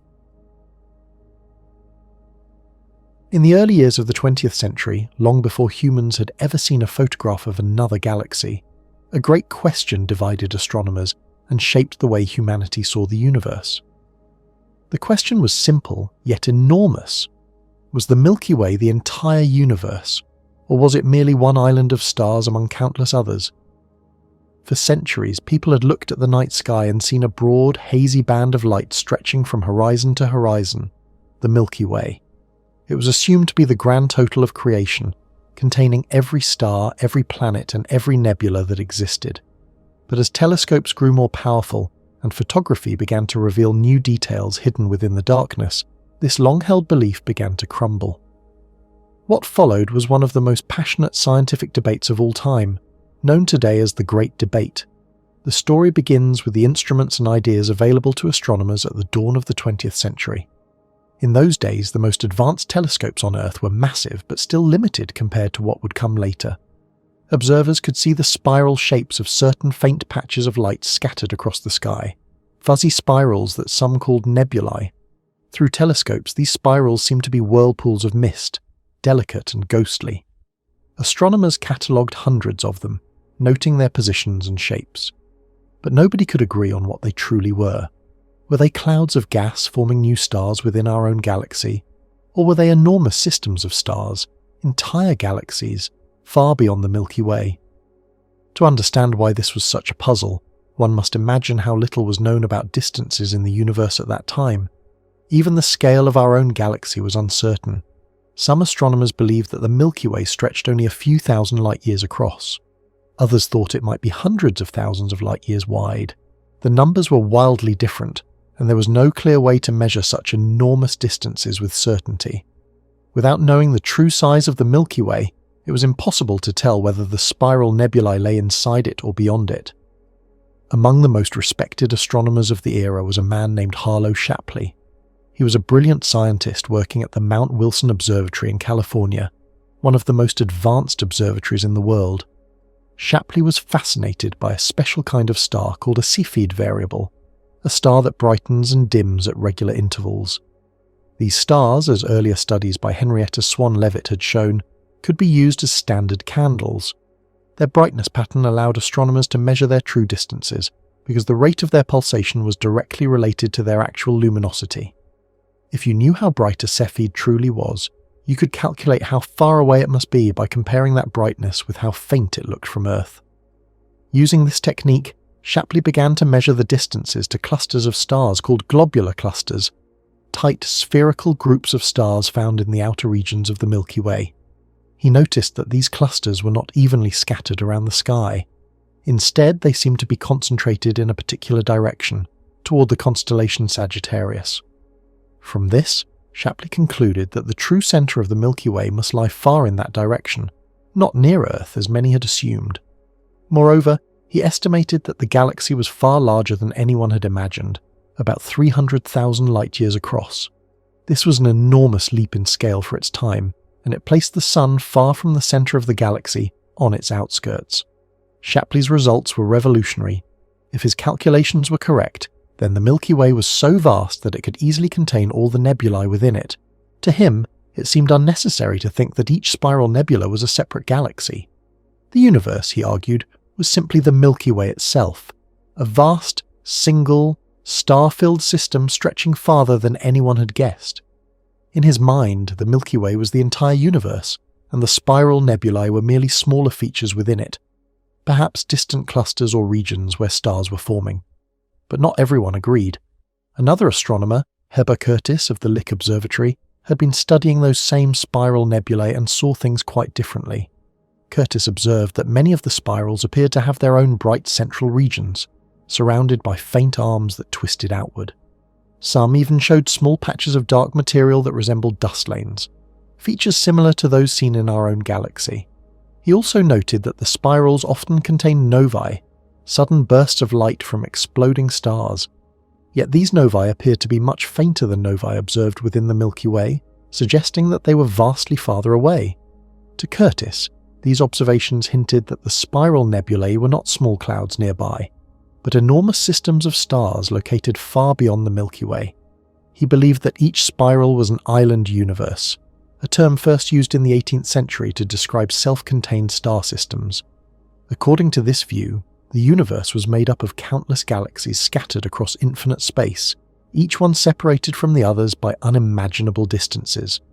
The two men, Shapley and Curtis, represented opposing sides of a cosmic question that would soon capture the imagination of scientists and the public alike. In the year 1920, they met at the Smithsonian Museum of Natural History in Washington, D.C., to present their arguments in what would later be called the Great Debate. The event drew great attention. Newspapers announced it as a grand confrontation over the nature of the universe. Shapley stood before the audience confident and methodical. He presented his measurements of globular clusters, his calculations of the Milky Way's vast dimensions, and his reasoning that the spiral nebulae were simply parts of our own galaxy. He argued that if the Milky Way were as large as he believed, then there was no need to imagine other galaxies beyond it. The universe, he said, was already immense enough. Curtis, in turn, delivered his own presentation, pointing out the peculiar features of the spiral nebulae, their spiral arms, their rotation, and the way they appeared in all directions across the sky. He mentioned that these nebulae did not seem to show the same kind of motion as stars within our galaxy. He emphasized that if novae appearing in these spirals were indeed much dimmer than those in the Milky Way, then they must be millions of light-years away. He concluded that each spiral was likely a separate galaxy, comparable in size to the Milky Way, and that the universe was filled with countless such galaxies. The debate ended without a clear winner. Each man had argued with conviction, supported by data that could be interpreted in more than one way. The problem was that the instruments of the time were not yet powerful enough to provide decisive proof. For years after the debate, astronomers continued to argue, each side believing it was right. The question lingered: one galaxy or many? The answer came only a few years later, through the work of a young astronomer named Edwin Hubble. Using the 100-inch Hooker telescope at Mount Wilson Observatory, the largest telescope in the world at that time, Hubble began to photograph the Andromeda Nebula, one of the brightest and most famous spiral nebulae in the sky. He studied its light carefully, searching for variable stars within it. To his great excitement, he found several Cepheid variables in Andromeda, By measuring their brightness and using the same method developed earlier by Henrietta Leavitt and applied by Shapley, he calculated their distance. The results stunned the astronomical world. The Andromeda Nebula was not a few thousand light-years away, nor even a few 100,000. It was more than 2 million light-years distant, far outside the boundaries of the Milky Way as Shapley had estimated them. That meant it was not part of our galaxy at all, but a separate galaxy entirely, containing billions of stars of its own. In that single measurement, Hubble had settled the great debate. The universe was not limited to the Milky Way. It was filled with other galaxies, vast and numerous beyond imagination. This discovery transformed humanity's understanding of the cosmos. Suddenly, the Milky Way was no longer the whole universe, but just one galaxy among billions. The universe had expanded in the human mind to a scale that could hardly be comprehended. What had once seemed infinite had become even greater. Astronomers realized that the faint smudges of light scattered across the sky were each gigantic systems like our own, separated by millions of light-years. In retrospect, both Shapley and Curtis had been right about certain things. Shapley's measurements of the Milky Way's size and the position of the Sun were largely correct. He had indeed revealed the vast scale of our own galaxy and shown that Earth was not at its centre. Curtis, on the other hand, was right about the spiral nebulae being separate galaxies. Together, their debate had pushed astronomy forward, forcing scientists to refine their methods and question old assumptions. The disagreement had sparked new observations and new technologies that would ultimately open the door to the modern view of the universe. The great debate also showed how science progresses, not by simple agreement, but through argument, evidence, and the testing of ideas. Both men based their views on the best data available, yet those data could lead to different conclusions. It was only through the advancement of technology and the persistence of inquiry that the truth became clear. In those early decades of the 20th century, the tools of astronomy were still primitive compared to today. Observations were made on photographic plates, and calculations were performed by hand. Yet with these limited means, astronomers managed to uncover some of the most profound truths about existence. They measured the distances to stars and galaxies across incomprehensible spans of space, using only light and logic. The universe that emerged from their efforts was one of grandeur and mystery, vast beyond any human scale. After Hubble's discovery in the year 1924, the astronomical community began to accept the idea of a universe filled with galaxies. The Andromeda Galaxy was soon joined by others: the Triangulum Galaxy, the Whirlpool Galaxy, the Sombrero Galaxy, and countless more. Each new telescope revealed additional island universes, stretching farther and farther into space. What had once been a question about a few faint spirals became a vision of a universe populated by billions of galaxies, each containing billions of stars. But in those first years after the Great Debate, the change in perspective was not merely scientific, it was philosophical. Humanity's place in the cosmos had shifted once again. For centuries, people had believed Earth was the centre of everything. Then, with Copernicus and Galileo, it was discovered that the Sun, not Earth, held that position.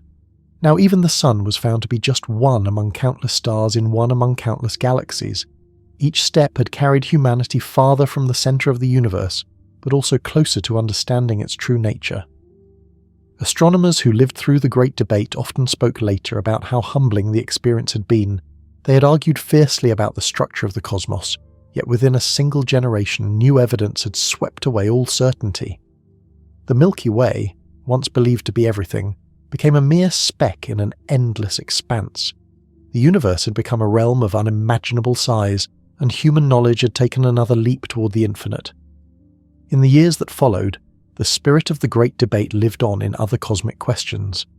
Astronomers now wondered not just how many galaxies there were, but how they were distributed, how they formed, and how the universe itself began. Edwin Hubble continued his work, measuring the light from distant galaxies and discovering that most of them were moving away from us. The farther a galaxy was, the faster it receded. This astonishing finding led to the idea that the universe was expanding, a discovery that would give rise to the Big Bang theory. The Great Debate had opened a door, and through it flowed a century of discoveries that would change everything humanity thought it knew about space and time. Yet, at its heart, it had begun with a simple, almost childlike question: how big is the universe? The question that had once divided astronomers became the foundation of modern cosmology. The debate between Shapley and Curtis was not only a scientific event but a human story as well. It was a story of curiosity, pride, and the courage to challenge accepted beliefs. Both men worked under the same stars, peering through their telescopes at the same faint spirals of light. Yet each saw a different universe. Shapley saw one vast Milky Way containing all that existed. Curtis saw many galaxies scattered across infinite space. Both visions were grand, but only one could be true. The audience who attended their debate in Washington that day could not have known that they were witnessing a turning point in human thought. The slides projected onto the screen, the diagrams and charts, the polite yet passionate exchanges, all of these were the tools of a quiet revolution. They were not soldiers or kings, yet these astronomers were reshaping the boundaries of the known world. Even today, the term, the Great Debate, carries a kind of magic. As the decades passed, new telescopes reached deeper into space. Instruments like the Palomar Observatory's 200-inch Hale telescope and later the Hubble Space Telescope carried the work of those early astronomers to new heights. Each new observation confirmed what Curtis had believed. The universe was filled with galaxies beyond counting. Today, astronomers estimate that there may be more than 2 trillion galaxies in the observable universe. Yet even that number is not final. With every improvement in technology, with every new telescope launched into orbit, more galaxies appear, dimmer, older, and farther away than any seen before. The Great Debate, though settled in its main question, still echoes in the halls of science. The spirit of curiosity that drove Shapley and Curtis continues to inspire new generations of astronomers who seek to understand not just how many galaxies there are, but what lies beyond them. In that sense, their disagreement was not a failure but a triumph, for it showed that the search for truth is never finished. When the Great Debate took place in the year 1920, humanity's telescopes could barely reach beyond the edges of the Milky Way. A century later, our telescopes gaze billions of light-years into the past, capturing the faint glow of galaxies born only a few 100 million years after the universe itself began. The scale has grown beyond anything Shapley or Curtis could have imagined. Yet, without their passion, their calculations, and their willingness to argue for what they believed, the path to that understanding might have been far slower. In the early years of the 20th century, a quiet revolution began to unfold in the field of astronomy. It was not a revolution of politics or machines, but one of thought, a transformation that changed how humanity understood the very fabric of reality. For countless generations, people had believed that the universe was fixed and eternal, a great cosmic stage upon which the drama of stars and planets played endlessly without change. Yet by the time the century reached its third decade, a startling discovery began to reveal that this ancient view was wrong. The universe was not still at all. It was moving, growing, and expanding like an enormous living thing. This profound realization came largely through the work of an American astronomer named Edwin Hubble, whose observations at Mount Wilson Observatory in California during the 1920s changed everything.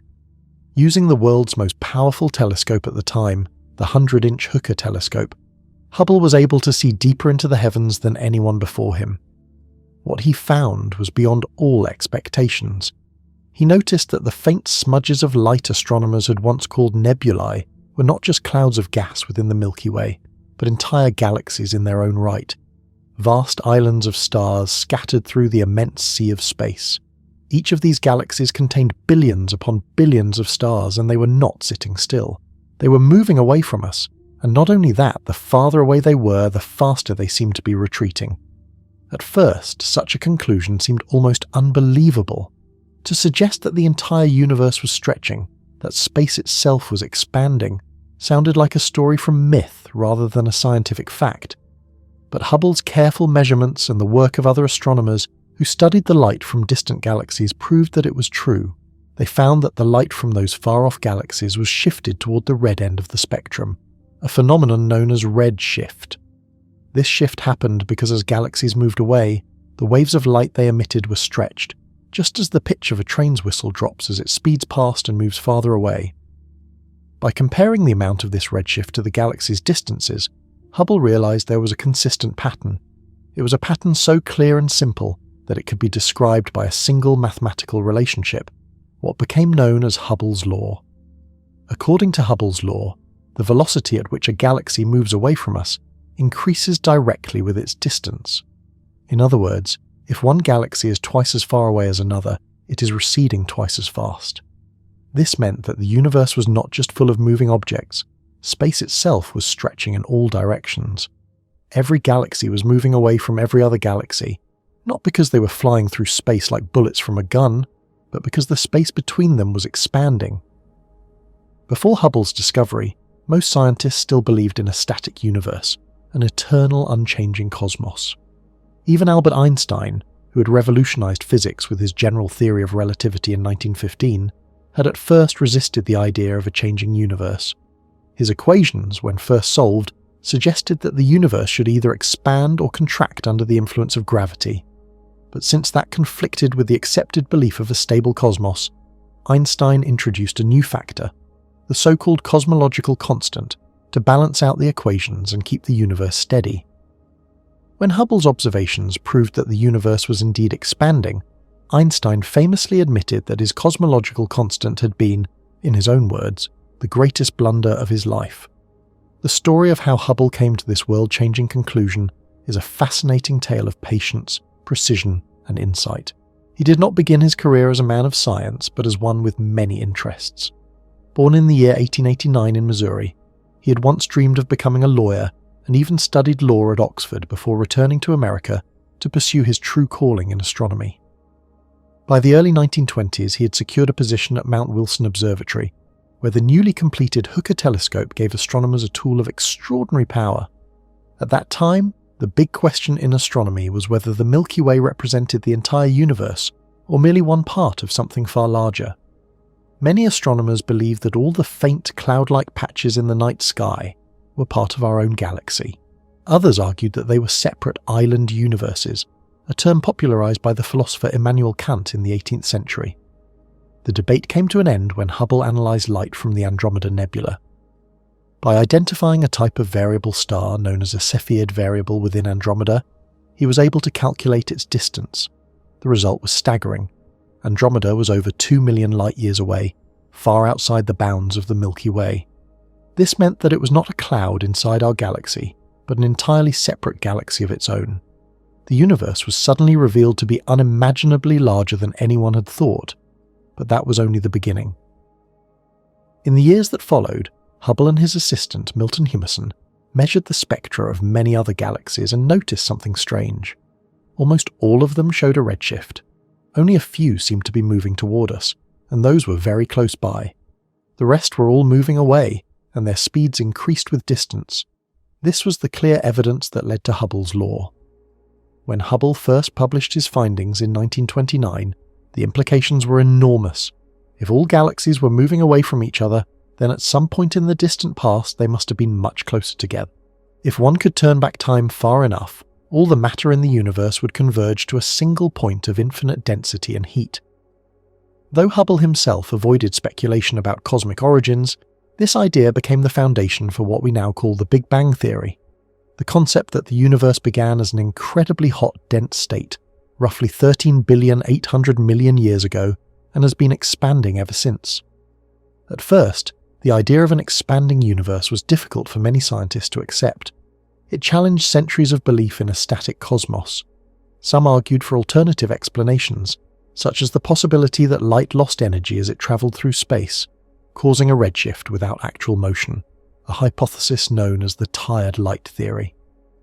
But over the following decades, new observations continued to support the expansion model. The discovery of the cosmic microwave background radiation in the 1960s provided the final, undeniable confirmation that the universe had once been much smaller, hotter, and denser than it is today. What Hubble's discovery truly revealed was that the universe is not a fixed structure but a dynamic, ever-changing one. Every galaxy, including our own Milky Way, is part of this grand cosmic expansion. Yet because space itself is stretching, there is no centre to the universe's growth. Every point in space sees all other points moving away. It is not that the galaxies are travelling through space, but rather that the fabric of space-time itself is expanding between them. To imagine this, astronomers often use the example of a balloon being blown up. The galaxies are like dots on the surface of the balloon. As the balloon expands, the dots move farther apart, though none of them are actually moving across the surface. They are being carried apart by the balloon's stretching surface. The rate of this expansion is described by the Hubble constant, a value that tells us how fast galaxies move away per unit of distance. Determining the precise value of this constant has been one of astronomy's greatest challenges. Over the decades, measurements have varied, and even today scientists continue to refine it. Modern observations using space telescopes like the Hubble Space Telescope and instruments such as the Planck satellite have provided increasingly accurate numbers.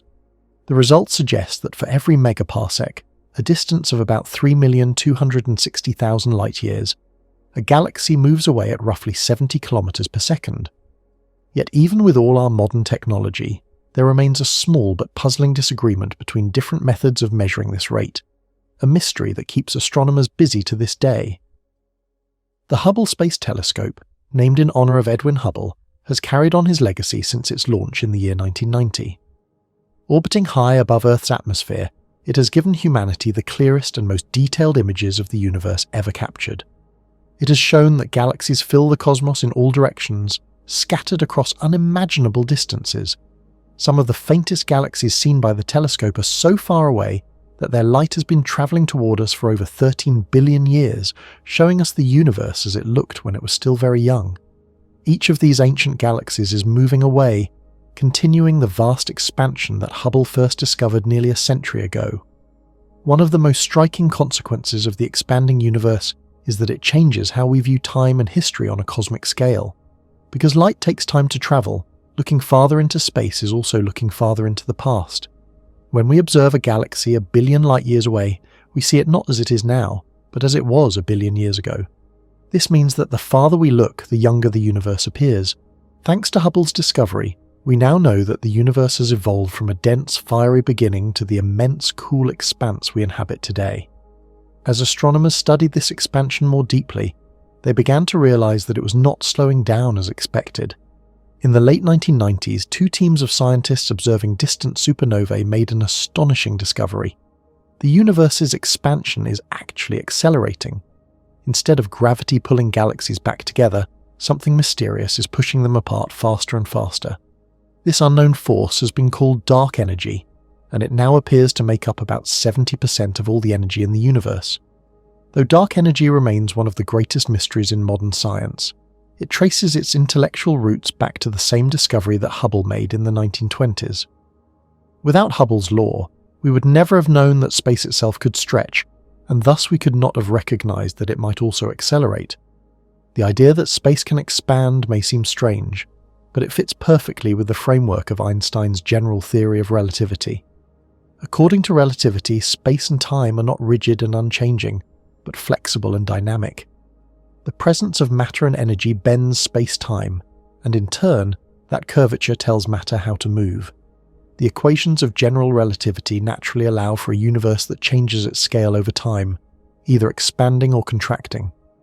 What Hubble's work did was provide the observational proof that the universe chose the path of expansion. Every galaxy in the cosmos participates in this grand movement. From the closest galaxies like Andromeda, which will one day merge with the Milky Way billions of years from now, to the most distant galaxies at the edge of the observable universe, all are caught in the same cosmic flow. The farther away we look, the faster the galaxies recede, until at extreme distances they move away faster than light itself, not because they are breaking the laws of physics, but because the space between us and them is expanding faster than light can travel across it. This means there are regions of the universe we can never see, no matter how powerful our telescopes become. Their light will never reach us, as the expansion of space carries them forever beyond our cosmic horizon. Hubble's discovery reshaped not just astronomy, but philosophy and human self-understanding. For centuries, humanity had placed itself at the centre of creation, first with Earth as the centre of the cosmos, and later with the Milky Way as the entire universe. Now, Hubble's work revealed that even our vast galaxy is but one tiny speck among countless others, all drifting apart in an ever-growing ocean of space. The scale of existence had expanded beyond comprehension. The night sky was no longer a static dome of stars, but a window into a living, breathing universe that changes with time. the expanding universe also opened new questions about its ultimate fate. If space continues to stretch forever, then galaxies will drift farther and farther apart until their light can no longer reach one another. In the far future, billions upon billions of years from now, the night sky will grow dark as the most distant galaxies vanish from view. Stars will eventually burn out, leaving behind a universe of faint remnants, cold white dwarfs, black holes, and lonely planets orbiting in the darkness. Yet, this is only one possibility. Some theories suggest that if the density of dark energy changes, the expansion could slow, stop, or even reverse, leading to a future collapse known as the Big Crunch. Others imagine the expansion accelerating so violently that it tears apart galaxies, stars, planets, and even atoms in what is called the Big Rip. All of these ideas trace their origin back to the fundamental truth that the universe is expanding, a truth that Edwin Hubble uncovered through his telescope on Mount Wilson nearly 100 years ago. It is remarkable to think that this discovery began with faint, distant smudges of light, barely visible through the glass of an early 20th century telescope. Each of those smudges turned out to be a galaxy containing billions of stars, each one a sun like our own. The realization that these galaxies are not static but are flying apart in every direction gave humanity a new sense of place in the cosmos. We are not standing still in a fixed universe, but floating on a small world within a galaxy that is part of a vast and growing universe whose boundaries are forever expanding. In the century since Hubble's revelation, astronomers have continued to build upon his foundation. Modern observatories, both on Earth and in space, have mapped millions of galaxies, measuring their positions, distances, and motions. Surveys of the cosmic microwave background, the faint afterglow of the Big Bang, have confirmed that the universe's expansion began nearly 14 billion years ago. New generations of telescopes, such as the James Webb Space Telescope, launched in the year 2021, have allowed us to peer even farther into the past, seeing galaxies that formed only a few 100 million years after the universe began. Each of these discoveries strengthens the picture of an expanding universe and adds new details to the story that Hubble started to tell. The expansion of the universe also means that everything we observe is part of a grand timeline of cosmic evolution. In the earliest moments after the Big Bang, the universe was a hot soup of particles and radiation. As it expanded, it cooled, allowing matter to form atoms, then stars, then galaxies. Over billions of years, galaxies merged and grew, forming clusters and vast webs of cosmic structure stretching across unimaginable distances. Even now, this process continues. New stars are born, galaxies collide, and space itself keeps stretching, carrying the galaxies apart. Hubble's law is the mathematical key that allows us to trace this story backward and forward in time. Every time we gaze at a photograph from a deep space telescope, we are seeing the living proof of the expanding universe.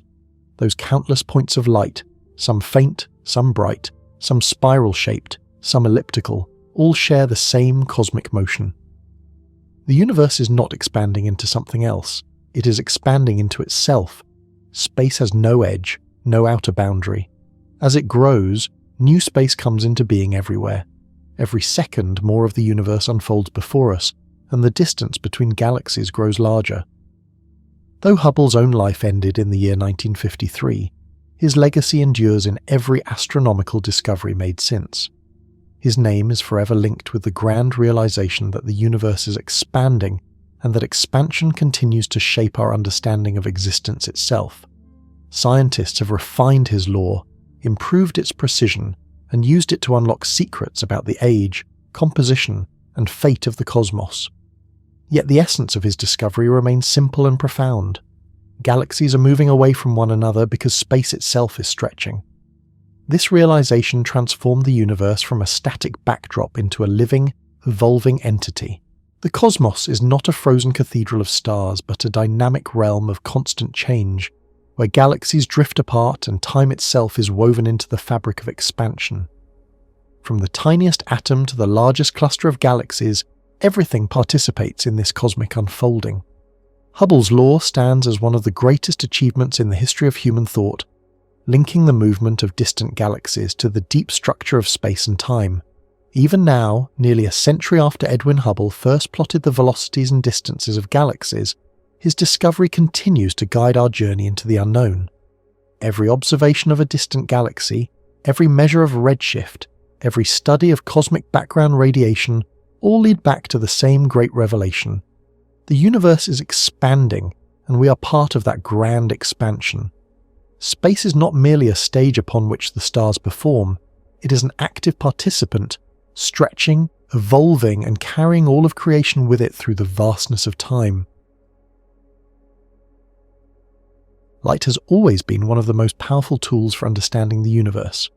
It travels across unimaginable distances, carrying messages from the most distant corners of the cosmos. Every glimmer from a star, every glow from a galaxy, and every flash from a supernova tells a story. Astronomers have learned to read these stories through careful study of light, using it not only to see what lies far away, but also to measure how far those things actually are. Among the many discoveries made through the study of light, one of the most important is redshift, the stretching of light as it travels through expanding space. This simple but profound effect has become one of the keys to unlocking the scale, age, and structure of the universe. When astronomers observe the universe, they are not looking at objects as they are right now. Because light takes time to travel, they are seeing those objects as they were long ago. The light from the moon, for example, takes a little more than 1 second to reach Earth. The light from the sun takes about 8 minutes, but the light from the nearest star beyond the sun, called Proxima Centauri, takes more than 4 years to arrive. When astronomers look at that star, they are seeing it as it was 4 years ago, not as it is now. And when they study distant galaxies, some of the light they observe has been travelling for billions of years. It means that telescopes act almost like time machines, showing us the ancient past of the cosmos through the faint glow of light that has crossed vast stretches of space. Light itself behaves in remarkable ways. It travels as a wave, and like all waves, it has a wavelength, the distance between one wave crest and the next. Different wavelengths of light correspond to different colours. Shorter wavelengths appear blue, while longer ones appear red. Human eyes can only see a small range of wavelengths known as visible light, but light also comes in many other forms, including infrared, ultraviolet, X-rays, and radio waves.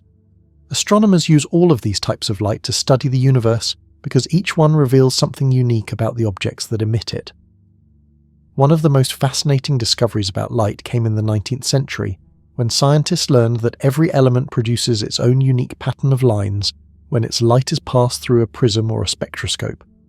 These patterns, known as spectral lines, act like fingerprints. For example, hydrogen, which is the most common element in the universe, has a distinctive pattern of bright and dark lines. By comparing the spectral lines in light from distant stars or galaxies with the known patterns from elements studied in laboratories on Earth, astronomers can identify what those distant objects are made of. However, they also notice something strange. Sometimes the spectral lines in light from stars and galaxies did not appear exactly where they were expected to be. They were shifted either toward the red end or the blue end of the spectrum. When the lines were shifted toward blue, it meant the object was moving toward the observer. When they were shifted toward red, it meant the object was moving away. This effect is called the Doppler shift, named after the Austrian physicist Christian Doppler, who described it in the year 1842. He originally explained it using sound waves, noting how the pitch of a train whistle changes as the train passes by, higher when it approaches, lower when it moves away. The same principle applies to light waves. If a source of light moves away from us, its waves get stretched, making them longer and redder. If it moves toward us, the waves are compressed, making them shorter and bluer. When astronomers began to apply this idea to the universe, they made an astonishing discovery. In the early 20th century, scientists like Vesto Melvin Slipher and later Edwin Hubble observed that nearly all galaxies had their light shifted toward the red end of the spectrum. This meant that almost every galaxy was moving away from us.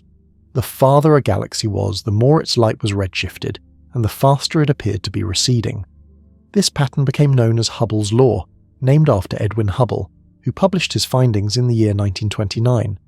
It showed that the universe was not static but expanding, with galaxies carried apart by the stretching of space itself.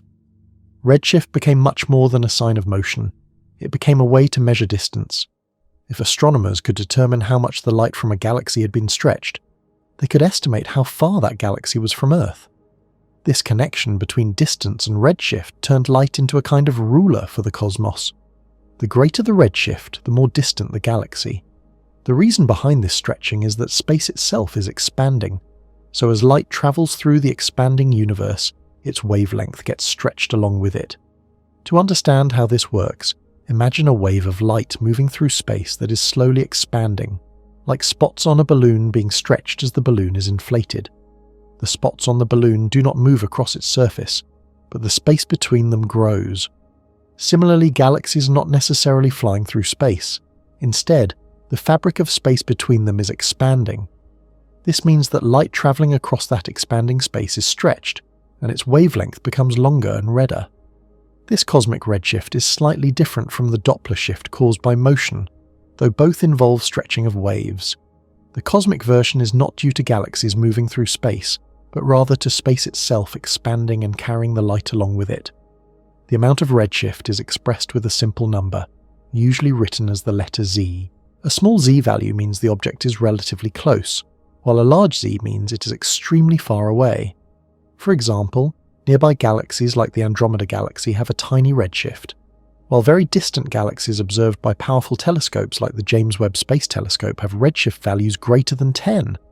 That means their light has been stretched so much that it is more than 10 times longer in wavelength than when it was emitted. These immense redshift values correspond to galaxies whose light has travelled for more than 13 billion years, allowing astronomers to see them as they existed not long after the universe began. By studying redshift, astronomers have been able to piece together a kind of cosmic timeline. They can see how galaxies looked billions of years ago, how they have evolved, and how the universe has expanded over time. Every photon of light that reaches Earth carries with it a record of the expansion of space since it left its source. The light from the most distant galaxies we can observe was emitted when the universe was only a small fraction of its current age. It has been stretched across billions of light years, moving through a universe that has grown larger and larger during its journey. The discovery of redshift changed not only how scientists measured distances, but also how they understood the very nature of the universe. Before redshift was fully understood, many astronomers believed that the universe might be static, that it neither expanded nor contracted. But the pattern of redshifts among galaxies made that idea impossible to maintain. It showed that space itself was dynamic, continuously stretching and carrying galaxies apart.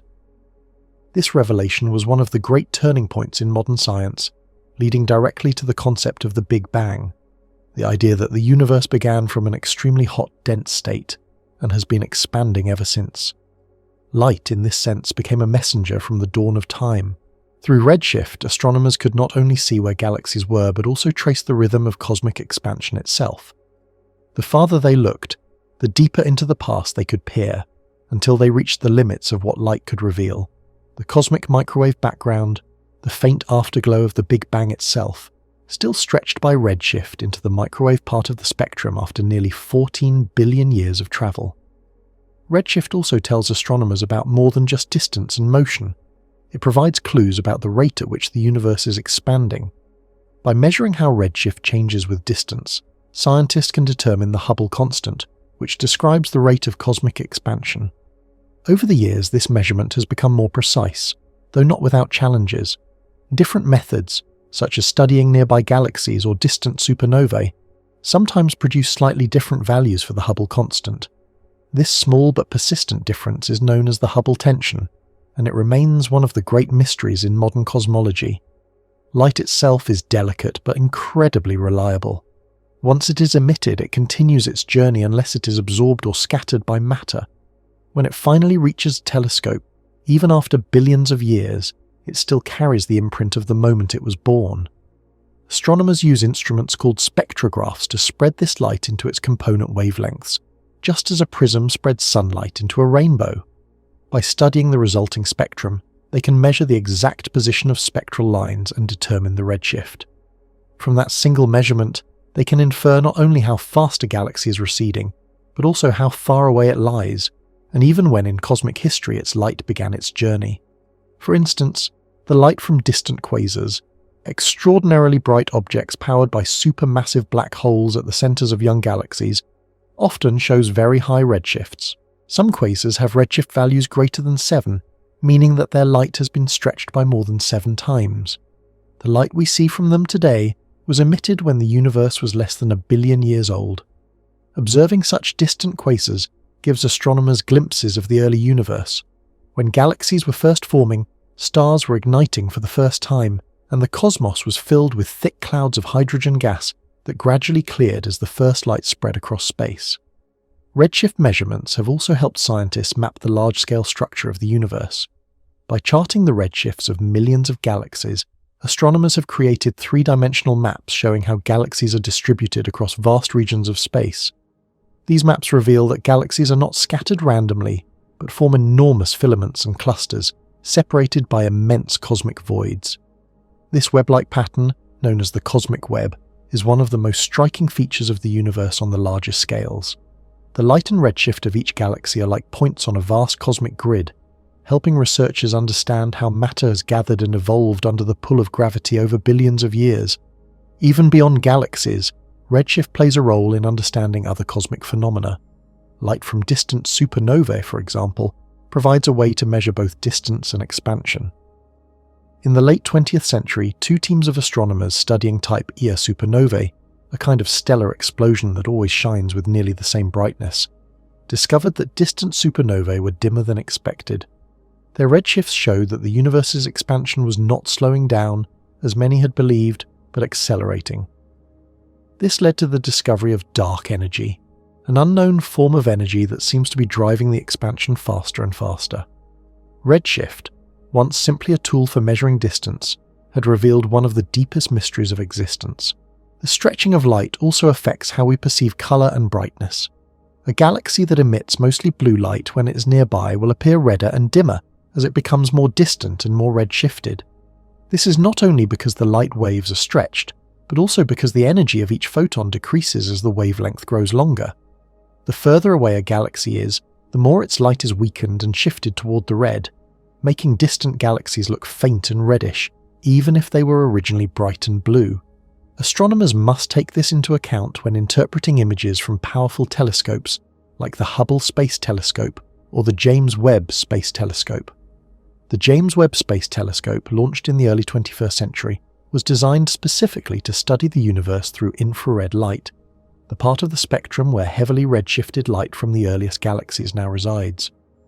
Because those galaxies are so far away, their visible light has been stretched into the infrared range by billions of years of cosmic expansion.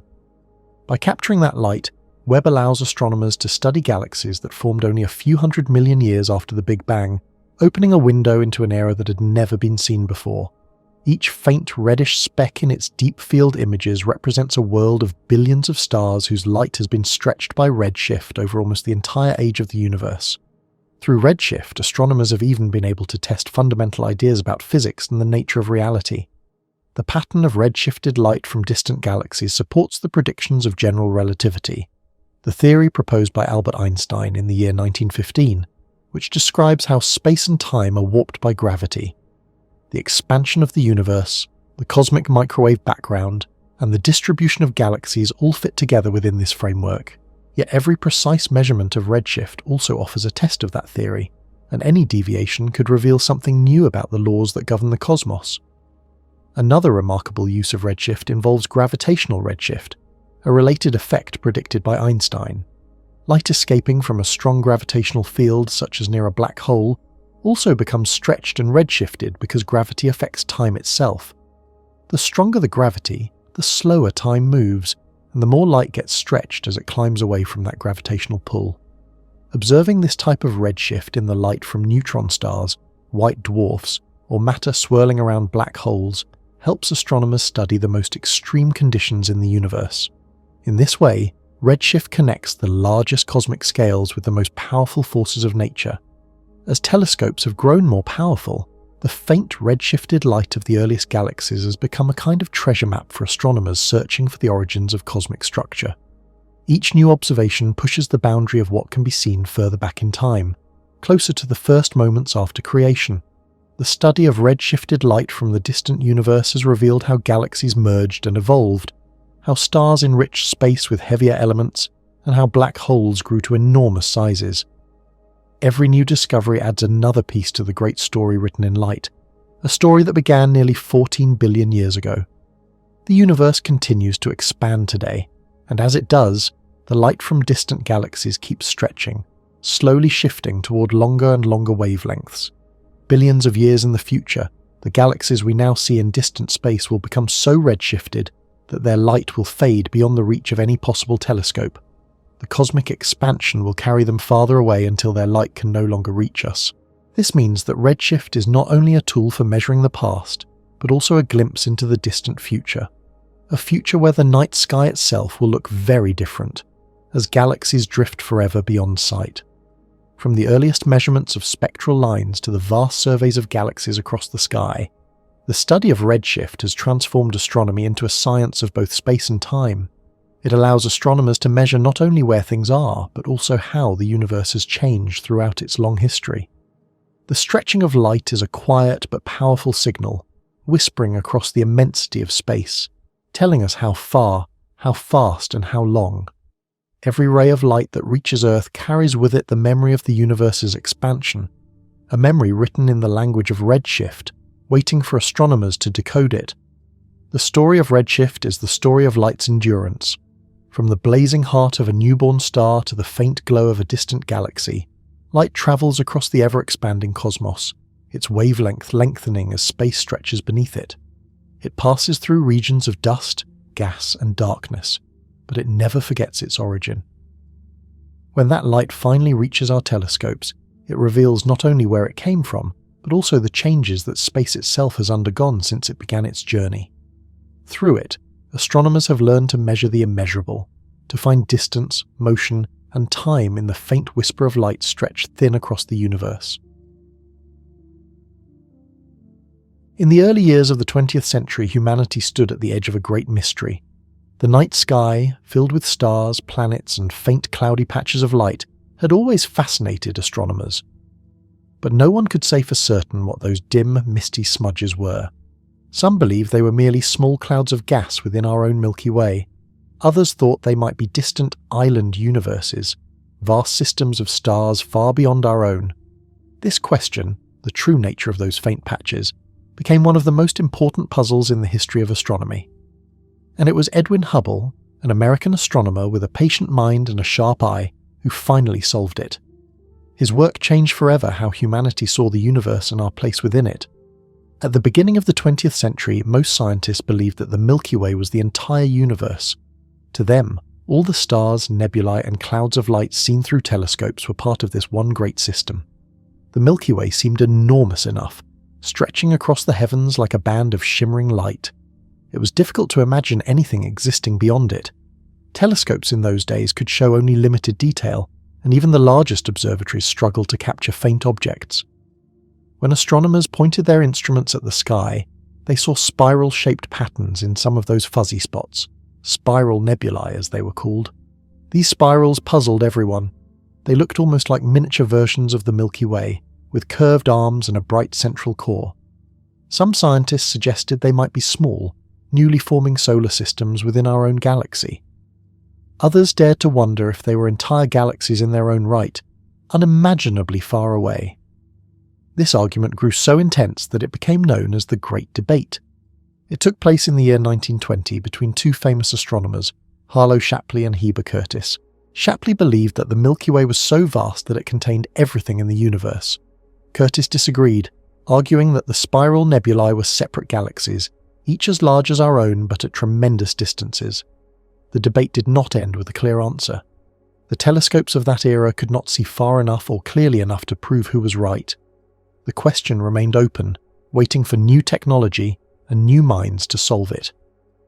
That moment arrived only a few years later, when Edwin Hubble began his work at the Mount Wilson Observatory in California. Mount Wilson housed the largest telescope in the world at the time, the 100-inch Hooker telescope, completed in 1917. Its immense mirror and powerful optics could collect more light than any instrument before it, allowing astronomers to peer deeper into space than ever imagined. Hubble, who had studied mathematics and astronomy at the University of Chicago and later earned a doctorate at Oxford, had joined the observatory staff in the early 1920s. He had a disciplined mind, but he also possessed something rare in science, a sense of wonder. He wanted to know what lay beyond the familiar stars of the Milky Way. One of Hubble's main targets was a bright spiral nebula in the constellation Andromeda. Known for centuries, this fuzzy patch of light had long been visible to the naked eye on clear nights. Through telescopes, it revealed a graceful spiral shape, but no one knew how far away it truly was. Some astronomers believed it was only a few thousand light-years distant. Others thought it might be far beyond the Milky Way. Hubble decided to settle the matter using a clever method that relied on a special kind of star called a Cepheid variable. Cepheid variables are stars that change their brightness over time, growing brighter and dimmer in a regular pattern. In 1912, Henrietta Swan Leavitt, a brilliant astronomer working at the Harvard College Observatory, had made a key discovery about these stars. She found that the period of their brightness variation, the time it takes for them to complete one full cycle, was directly related to their true brightness. In other words, by measuring how long a Cepheid star takes to brighten and dim, one can determine how luminous it really is. Once the true brightness is known, comparing it with how bright it appears from Earth allows astronomers to calculate its distance. This was one of the most powerful distance measuring tools ever developed in astronomy. Hubble began taking photographs of the Andromeda Nebula using the Hooker telescope. These photographic plates were exposed for hours at a time, capturing faint light from the distant object. Night after night, he studied the plates under a microscope, searching for any stars whose brightness changed. It was painstaking work, requiring careful attention and patience. Then, in the autumn of 1923, he found what he was looking for. On one of his photographic plates, he noticed a small point of light that had brightened compared to earlier images. He marked it with the letter N for nova, thinking it might be an exploding star. But as he studied more plates over the following weeks, he realized it was not a nova at all. It was a Cepheid variable star.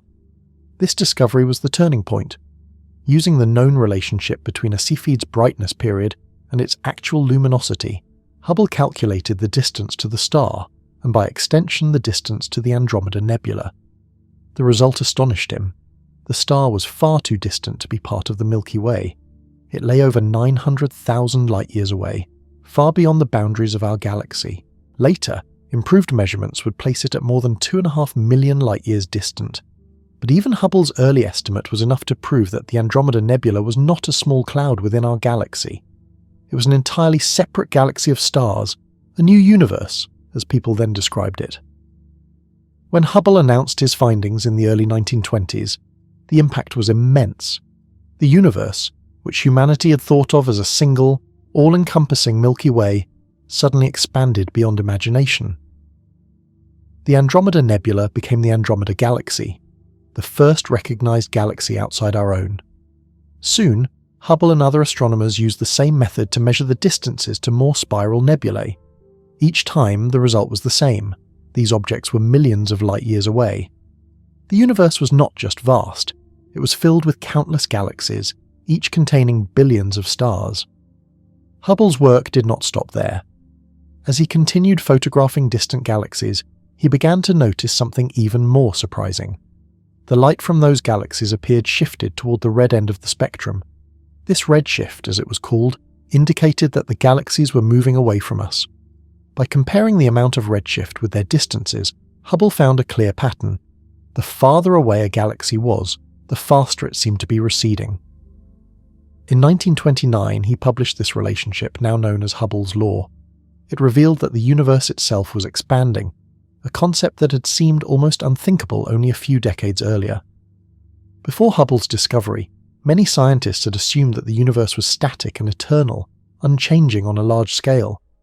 But Hubble's evidence suggested a dynamic cosmos that had once been smaller, denser, and hotter, a universe that was growing over time. This laid the foundation for the later development of the Big Bang theory, which would transform cosmology in the 20th century. Hubble's findings also brought a new sense of scale to human understanding. The Milky Way, once thought to contain all of creation, became just one galaxy among billions. The Andromeda Galaxy, now known to be more than 2.5 million light-years away, is merely our nearest large neighbour in a vast cosmic landscape. What had seemed like isolated patches of light in the night sky turned out to be entire cities of stars, some larger than our own galaxy, scattered across an expanding universe. Hubble himself was a reserved and methodical man, not prone to grand statements.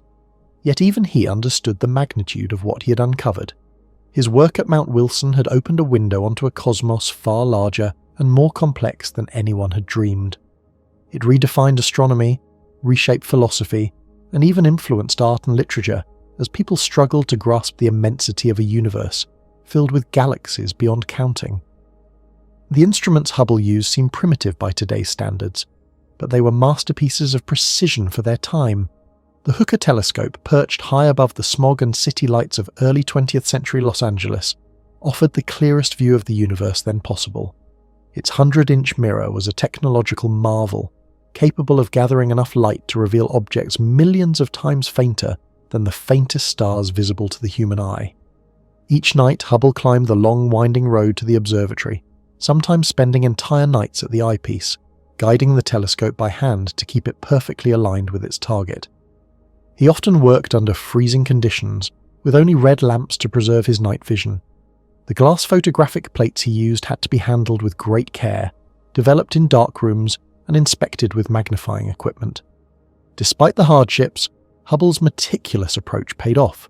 He was able to identify individual stars in several nearby galaxies, using them as cosmic measuring posts. By the late 1920s, he had catalogued dozens of galaxies and estimated their distances. His 1926 paper, Extragalactic Nebulae, organized them into types: elliptical, spiral, and irregular, creating a classification system still used by astronomers today. Known as the Hubble sequence or the Hubble tuning fork, it became one of the most important tools in galactic astronomy. Each of those galaxies Hubble studied was like a distant island in a dark cosmic ocean. Some, such as Andromeda and Triangulum, appeared relatively close by cosmic standards. Others were so remote that their light had been travelling for millions of years before reaching Earth. Hubble's discovery meant that when people looked at the stars, they were not just seeing across space. They were looking back through time. The light from Andromeda that reached his telescope had left that galaxy nearly 3 million years earlier, long before the first humans walked the Earth. This realization added a new depth to astronomy, turning it into a science not only of space, but of time itself. The revelation of other galaxies also inspired generations of scientists who followed. Astronomers began to map the positions of galaxies across the sky, revealing that they were not scattered randomly, but gathered into clusters and superclusters. These immense cosmic structures, stretching millions of light-years across, showed that the universe had an organized, large-scale structure. Hubble's work was the first step toward understanding this grand architecture of the cosmos. Even Albert Einstein was influenced by Hubble's discoveries. When Einstein had developed his general theory of relativity in 1915, he had assumed that the universe was static. To make his equations fit this assumption, he introduced a cosmological constant, a mathematical term that counteracted the pull of gravity and kept the universe from collapsing. But after hearing about Hubble's findings of an expanding universe, Einstein visited Mount Wilson Observatory in 1931 to meet Hubble in person. Standing beside the Great Telescope, Einstein reportedly admitted that adding the cosmological constant had been his greatest blunder. The expansion of the universe made it unnecessary. Gravity and the initial conditions of the cosmos were enough to explain the motion of galaxies. As the 20th century continued, Hubble's discoveries became the foundation for almost every branch of modern cosmology. Later astronomers, using more powerful telescopes such as the 200-inch Hale telescope at Palomar Observatory in the mid-20th century, extended his work to even greater distances. By the late 1950s and 1960s, scientists had identified galaxies billions of light-years away. And in the closing years of the century, a space telescope bearing Hubble's name was launched into orbit, allowing humanity to see deeper into the universe than he ever could have imagined. The Hubble Space Telescope, launched in April 1990, carried his legacy to new heights. Floating high above Earth's atmosphere, it captured some of the most detailed images of distant galaxies ever seen. The famous Hubble Deep Field photograph, taken in 1995, revealed thousands of galaxies packed into a tiny patch of sky that looked completely empty to the naked eye. Every speck of light in that image represented a galaxy, some so distant that their light had been travelling for more than 10 billion years. It was a direct continuation of the journey Hubble had begun decades earlier with the Hooker telescope, pushing back the boundaries of the known universe. In the years following his great discovery, Edwin Hubble continued his research at Mount Wilson and later at Mount Palomar. He received numerous awards and widespread recognition, though he often downplayed personal glory, focusing instead on the importance of the science itself. He passed away in 1953, but by then his name had become synonymous with the expansion of the universe and the exploration of galaxies beyond our own. The story of Hubble's discovery is not just about a single astronomer or a single telescope. It represents a turning point in human thought, a moment when the universe expanded in the human mind as much as it did in reality. For thousands of years, people had gazed at the stars and wondered about their nature. Ancient civilizations saw the heavens as a dome over Earth, filled with fixed lights. The astronomers of the Renaissance had shown that the planets moved around the sun, and the scientists of the 19th century had revealed that stars were suns like our own. But Hubble's work went even further. He showed that the Milky Way itself was just one among many galaxies scattered through space.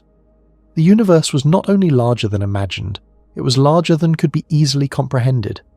His achievement also marked the beginning of a new era in astronomy, one that combined patient observation with the precision of physics and mathematics. Measuring cosmic distances required not only sharp eyes and good instruments, but also a deep understanding of light, motion, and the behavior of stars. Hubble's methods built upon the discoveries of others, like Henrietta Leavitt's work on Cepheid variables, but his ability to connect those ideas into a coherent picture of the universe was extraordinary. The psychological effect of Hubble's discovery was profound. For centuries, humans had seen themselves at the center of creation, first with Earth at the center of the cosmos, then with the Sun as the heart of a single galaxy. But after Hubble, even the Milky Way lost its privileged place. It became one among billions, drifting in a universe with no clear center or edge. This realization was both humbling and exhilarating. It revealed that the universe was not built around humanity, but it also suggested that the cosmos might be full of endless possibilities. Artists, writers, and philosophers all responded to this new cosmic vision.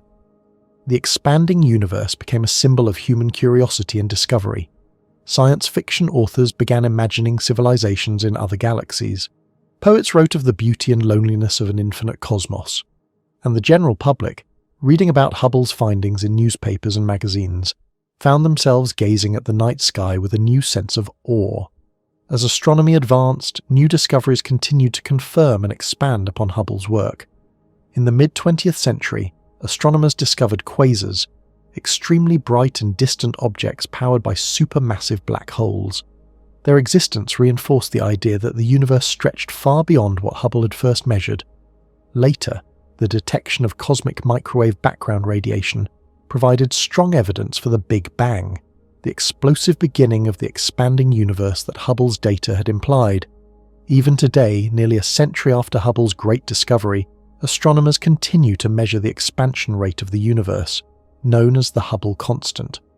Modern instruments like the James Webb Space Telescope, launched in the 21st century, look back even farther in time, observing the first galaxies that formed only a few 100 million years after the Big Bang. All of this research traces its lineage back to that moment in the early 1920s, when Hubble identified a single flickering star in the Andromeda Nebula and realized it was millions of light years away. That small point of light changed everything. It transformed astronomy from the study of our galaxy into the study of the universe. It revealed that humanity lives not in the whole of creation, but in a small corner of an ever-expanding cosmos. It showed that the faint smudges of light scattered across the night sky are not clouds or illusions but distant galaxies, each containing billions of suns and perhaps countless worlds. Measuring the size of the universe has always been one of humanity's greatest challenges. For countless generations, people have wondered how far away the stars really are and how large the universe might be. At first, the stars seemed like tiny lights sprinkled across the heavens, all appearing to lie upon the same dark surface above Earth. But as the understanding of astronomy deepened, it became clear that these distant points of light were not close together at all. They were scattered through immense space, separated by unimaginable distances. The universe turned out to be far larger than anyone in ancient times could have dreamed. Yet to know how large it truly is, astronomers had to learn how to measure those great distances step by step, building what is now called the cosmic distance ladder.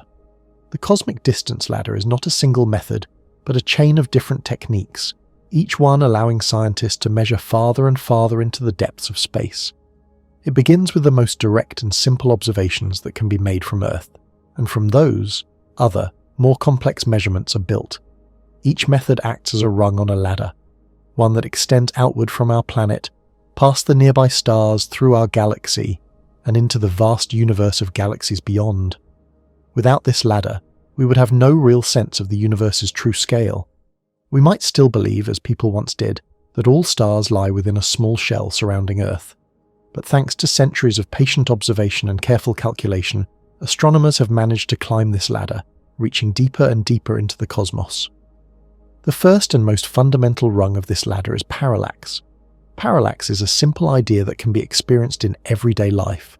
If you hold your finger in front of your face and look at it first with one eye, then with the other, you will notice that your finger seems to shift its position slightly against the background. This shift happens because your two eyes are in different places, and each one sees the world from a slightly different angle. The brain combines those two views, using the difference to judge distance. In astronomy, the same principle is used to measure how far away nearby stars are.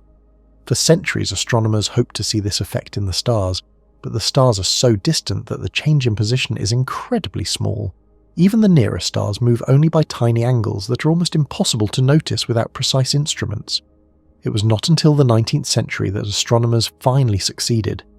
In the year 1838, the German astronomer Friedrich Bessel made a historic measurement of a star called 61 Cygni. He observed its position carefully over the course of many months, and noticed that it appeared to shift slightly against the background of more distant stars as Earth moved around the Sun. That tiny motion, less than a single second of arc, was enough to calculate the star's distance.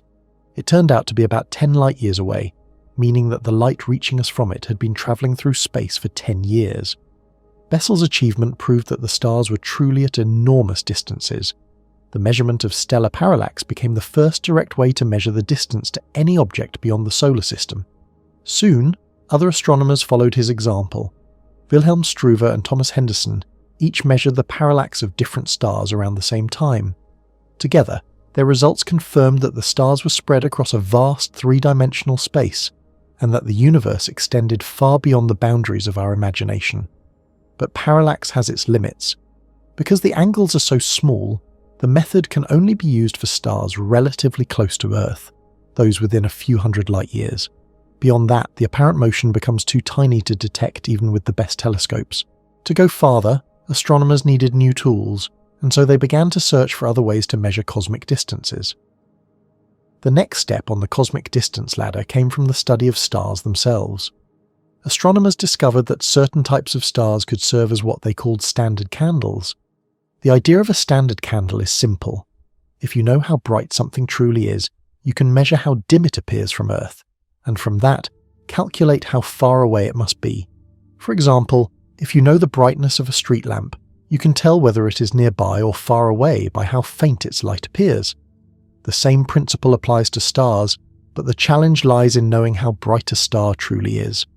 In the early 20th century, a major breakthrough came from an American astronomer named Henrietta Swan Leavitt. While studying photographs of stars in the Small Magellanic Cloud, a nearby dwarf galaxy, she noticed a remarkable pattern among a group of stars known as Cepheid variables. These stars were unusual because their brightness changed regularly over time, pulsing in and out in a steady rhythm. Leavitt discovered that the longer the period of the pulsation, the brighter the star actually was. This relationship between a Cepheid's period and its true brightness became one of the most important discoveries in astronomy. Because all the Cepheids in the Small Magellanic Cloud were roughly the same distance from Earth, Leavitt could compare their apparent brightness and deduce their relative luminosities. Later, astronomers calibrated this relationship using nearby Cepheids, whose distances could be measured directly by parallax. Once the true brightness of a Cepheid variable was known, it became a reliable standard candle. By measuring the period of its pulsation and comparing its apparent brightness, astronomers could calculate how far away it was. With this method, distances could now be measured far beyond the reach of parallax, across thousands, even millions, of light-years. Cepheid variables became the key to exploring the size of our galaxy and beyond. Edwin Hubble famously used them in the 1920s to measure the distance to the Andromeda Nebula, proving that it was not a cloud within the Milky Way, but an entire galaxy in its own right, located more than 2 million light-years away. That discovery expanded the known universe immensely, showing that countless other galaxies lay far beyond our own. But even Cepheid variables could not reach the farthest galaxies visible in telescopes. As astronomers peered deeper into space, they found that Cepheids became too faint to detect. Another kind of standard candle was needed, one even brighter, to extend the ladder still farther. This came in the form of supernovae, massive explosions that mark the deaths of certain kinds of stars. Among the various types of supernovae, one particular class, called type Ia supernovae, proved to be especially useful. These explosions occur in binary star systems where a white dwarf star gathers matter from its companion until it reaches a critical limit, known as the Chandrasekhar limit, which is about 1 4/10 times the mass of the Sun. When that limit is reached, the white dwarf becomes unstable and explodes in a brilliant burst of light that briefly outshines its entire galaxy. Because all type Ia supernovae reach this explosion point under similar conditions, they have nearly the same peak brightness. This uniformity makes them excellent standard candles. When astronomers measure the apparent brightness of a type Ia supernova in a distant galaxy and compare it to its known true brightness, they can calculate the distance to that galaxy with remarkable precision. These explosions are so bright that they can be seen across billions of light-years, making them the most powerful distance markers ever used. In the 1990s, observations of such supernovae revealed something astonishing. The universe's expansion was speeding up, driven by a mysterious force now known as dark energy. This discovery reshaped modern cosmology, but it all depended on the reliability of the cosmic distance ladder. Each rung of the ladder, parallax, Cepheid variables, and supernovae, builds upon the one below it. Parallax provides the foundation, giving direct distances to nearby stars. Cepheid variables extend the scale across our galaxy and to nearby galaxies, using those parallax measurements for calibration. Supernovae then stretch the ladder outward into the deepest regions of space. Together, they form a continuous chain linking the smallest and largest cosmic scales. But astronomers have not stopped there. Over time, they have added more rungs to refine and support this grand structure. For example, clusters of stars can serve as distance indicators because their colour and brightness patterns follow predictable relationships. Another method involves using the brightness of an entire galaxy's surface, known as surface brightness fluctuations. Yet another relies on the Tully-Fisher relation, which links the rotational speed of a spiral galaxy to its total luminosity. These methods are not as fundamental as parallax or Cepheid variables, but they help fill in the gaps and cross-check measurements, ensuring that the cosmic distance ladder remains strong and stable. Even the cosmic microwave background, the faint glow left over from the Big Bang, can be used to measure distances on the grandest scale of all. By studying tiny temperature variations in this ancient radiation, scientists can determine the overall geometry of the universe and infer how far light has travelled since the beginning of time.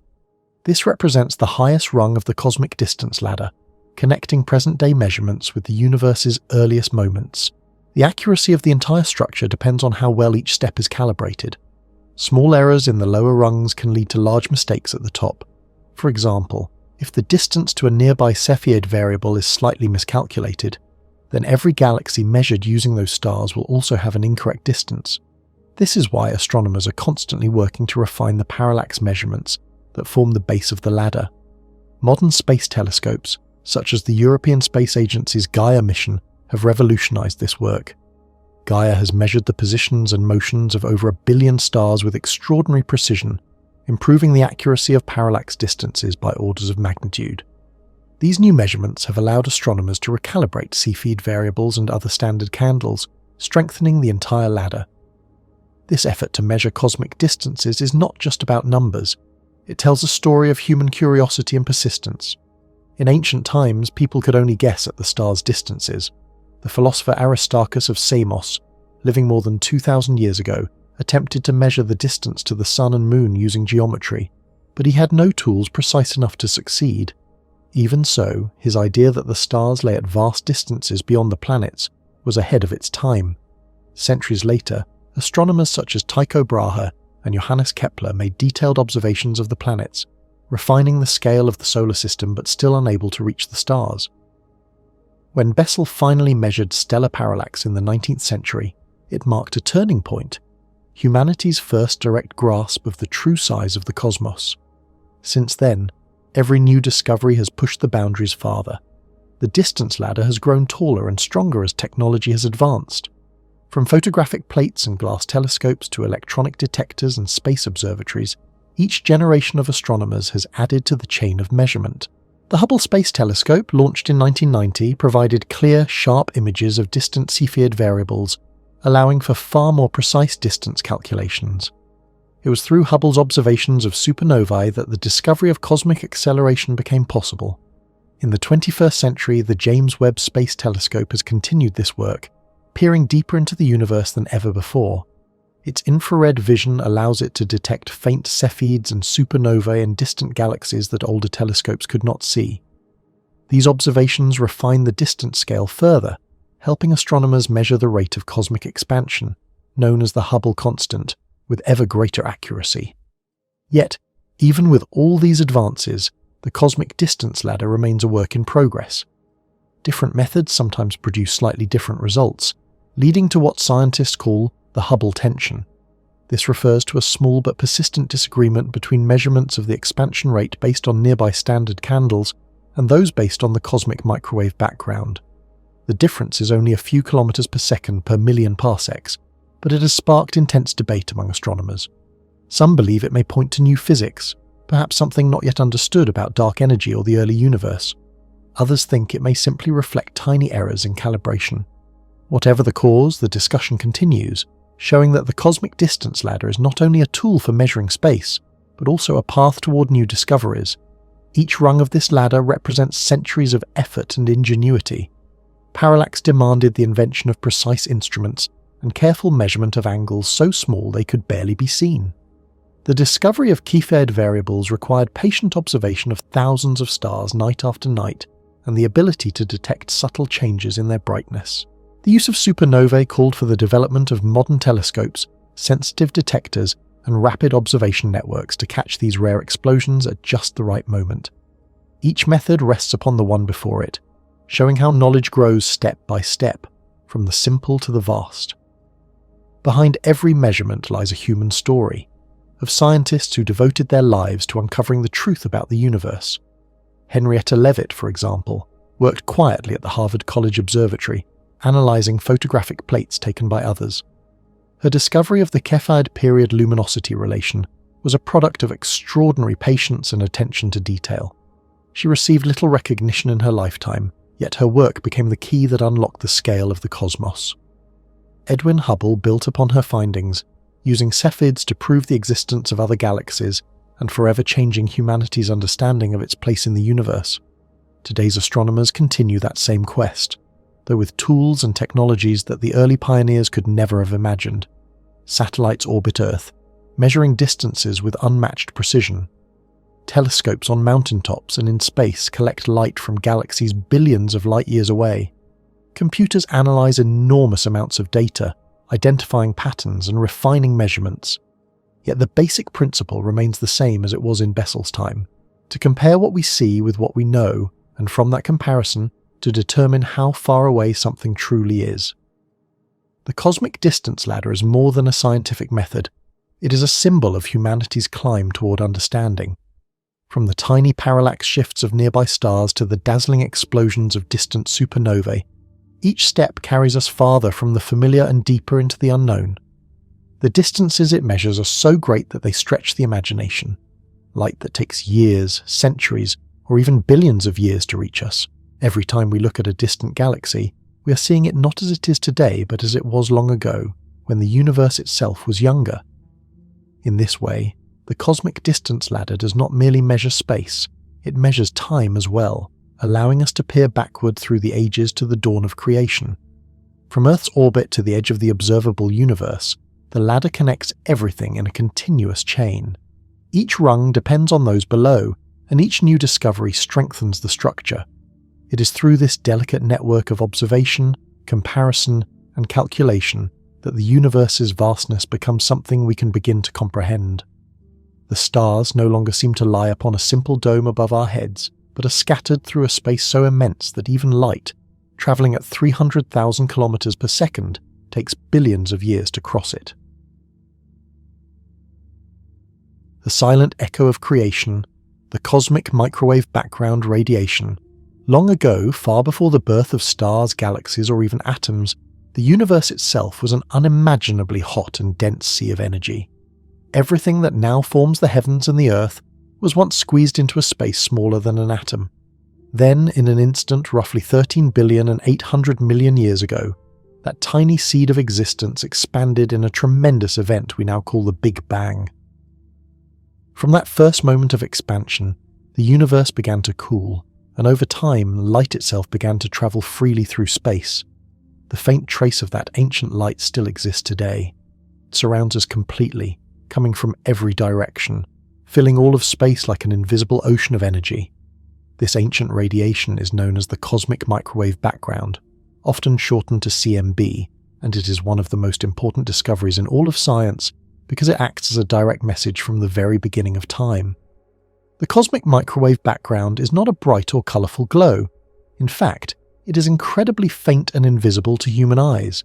It appears as a form of microwave radiation, a kind of light with wavelengths longer than those of visible light, the same kind of energy used in microwave ovens and radar systems. Despite its weakness, this radiation holds within it a story that helps scientists understand how old the universe is, how large it has become, and how it has evolved from its fiery beginnings to the vast cosmos we see today. The discovery of this faint afterglow was not only one of the greatest surprises in modern astronomy, but also one of the strongest pieces of evidence that the Big Bang theory is correct. To imagine what the universe was like in its earliest days, one must think of a time when there was no empty space, no galaxies, and no stars. About 380,000 years after the Big Bang, the universe was still glowing white-hot. Before this time, the energy of the universe was so intense that matter and light could not separate from one another. Photons, the tiny particles that carry light, were constantly bouncing off electrons and protons, unable to move freely. The universe was like a dense fog of glowing plasma, where no light could travel far without being scattered. Then, as the universe continued to expand, it also cooled down. When it reached a temperature of about 3000 degrees Kelvin, something remarkable happened. Electrons and protons combined to form neutral hydrogen atoms. With this event, the fog of the early universe cleared, allowing light to travel freely for the first time. That ancient light has been travelling through space ever since, stretching and cooling as the universe expands. Today, after more than 13 billion years of cosmic expansion, that same light has cooled to a temperature of about 2.73 degrees above absolute zero, the coldest temperature possible. Because the light has been stretched by the expansion of space, it no longer glows in the visible range but instead in the microwave part of the spectrum. Every photon of the CMB that reaches us has travelled across the universe since those early times, carrying with it a record of what the cosmos looked like when it was still in its infancy. The story of how humans discovered this faint afterglow is both humble and extraordinary. In the early 1960s, two radio engineers, Arno Penzias and Robert Wilson, were working at the Bell Telephone Laboratories in New Jersey. They were using a large horn-shaped antenna built for satellite communication. As they tested their equipment, they kept picking up a mysterious background noise, a faint hiss that seemed to come from every direction, no matter where they pointed the antenna. They first suspected that the noise was caused by faulty instruments, perhaps from nearby cities, or even from pigeons nesting inside the antenna, but after cleaning and checking everything, the noise remained. Around the same time, a group of physicists led by Robert Dick at Princeton University was working on a theory predicting that if the Big Bang had truly occurred, there should still be leftover radiation filling the universe. When Penzias and Wilson heard about this idea, they realized that the mysterious hiss they were detecting was exactly what the Princeton team had been searching for. In 1965, the discovery was officially announced, and Penzias and Wilson soon received the Nobel Prize in Physics for their accidental yet groundbreaking find. What they had detected was nothing less than the afterglow of creation itself. This discovery transformed cosmology from a field of speculation into a precise science. For the first time, scientists could observe evidence from the universe's earliest moments, providing a direct window into the time when the first atoms were forming. After this discovery, astronomers and physicists began to study the cosmic microwave background in greater detail. Early observations confirmed that it was almost perfectly uniform, the same in every direction. This suggested that the early universe had been very smooth and evenly distributed, supporting the idea that it began from a single, extremely hot and dense point. Yet as measurements became more precise, small variations, called anisotropies, were found in the CMB's temperature, tiny differences only a few millionths of a degree. These minute irregularities are immensely important because they reveal the seeds of cosmic structure. They show where matter in the early universe was slightly denser than average, and it was within these small ripples that galaxies, stars, and planets would eventually form. The first space missions designed to study the CMB in detail began decades later. In 1989, NASA launched the Cosmic Background Explorer, or COBE satellite. COBE provided the first detailed map of the microwave background, and confirmed that its spectrum matched exactly what was expected from a perfect blackbody, meaning it was the cooled remnant of an originally hot radiation field. COBE's measurements also detected those tiny variations in temperature, proving that the universe was not completely uniform, but had small differences that would grow under the pull of gravity. The data from COBE earned its principal scientists John Mather and George Smoot the Nobel Prize in Physics in 2006. Following COBE, the Wilkinson Microwave Anisotropy Probe, or DUTMAP, launched in 2001, offered even more detailed observations. It produced a map of the CMB with far greater precision, allowing scientists to determine key properties of the universe, such as its age, composition, and shape. WMAP data showed that the universe is about 13,800 million years old, that it is made up mostly of mysterious forms of matter and energy, and that it is remarkably flat on large scales. Later, the Planck satellite, launched by the European Space Agency in 2009, provided the most detailed map yet, capturing the CMB with incredible accuracy. Planck's data refined earlier measurements and confirmed that the observable universe extends across about 93 billion light-years. Every photon of the cosmic microwave background that we detect today has been travelling for billions of years, passing through vast stretches of space, through clouds of gas and dark matter, through the growing clusters of galaxies, and across the expanding cosmic web. These photons are like time travellers, carrying an image of the universe as it was when it was only a few 100,000 years old. When scientists analyse the CMB, they are essentially reading a photograph of the cosmos at its earliest age, long before any galaxies or stars existed. What makes the CMB so extraordinary is that it is everywhere. No matter where astronomers point their instruments, they detect this same faint microwave glow. It comes equally from every direction, a perfect cosmic background that envelops the entire sky. This uniformity supports the idea that the universe has expanded from a common origin, rather than being static or eternal.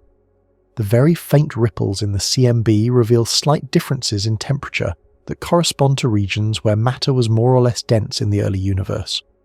Over billions of years, gravity amplified these small differences, drawing matter together to form galaxies and clusters of galaxies.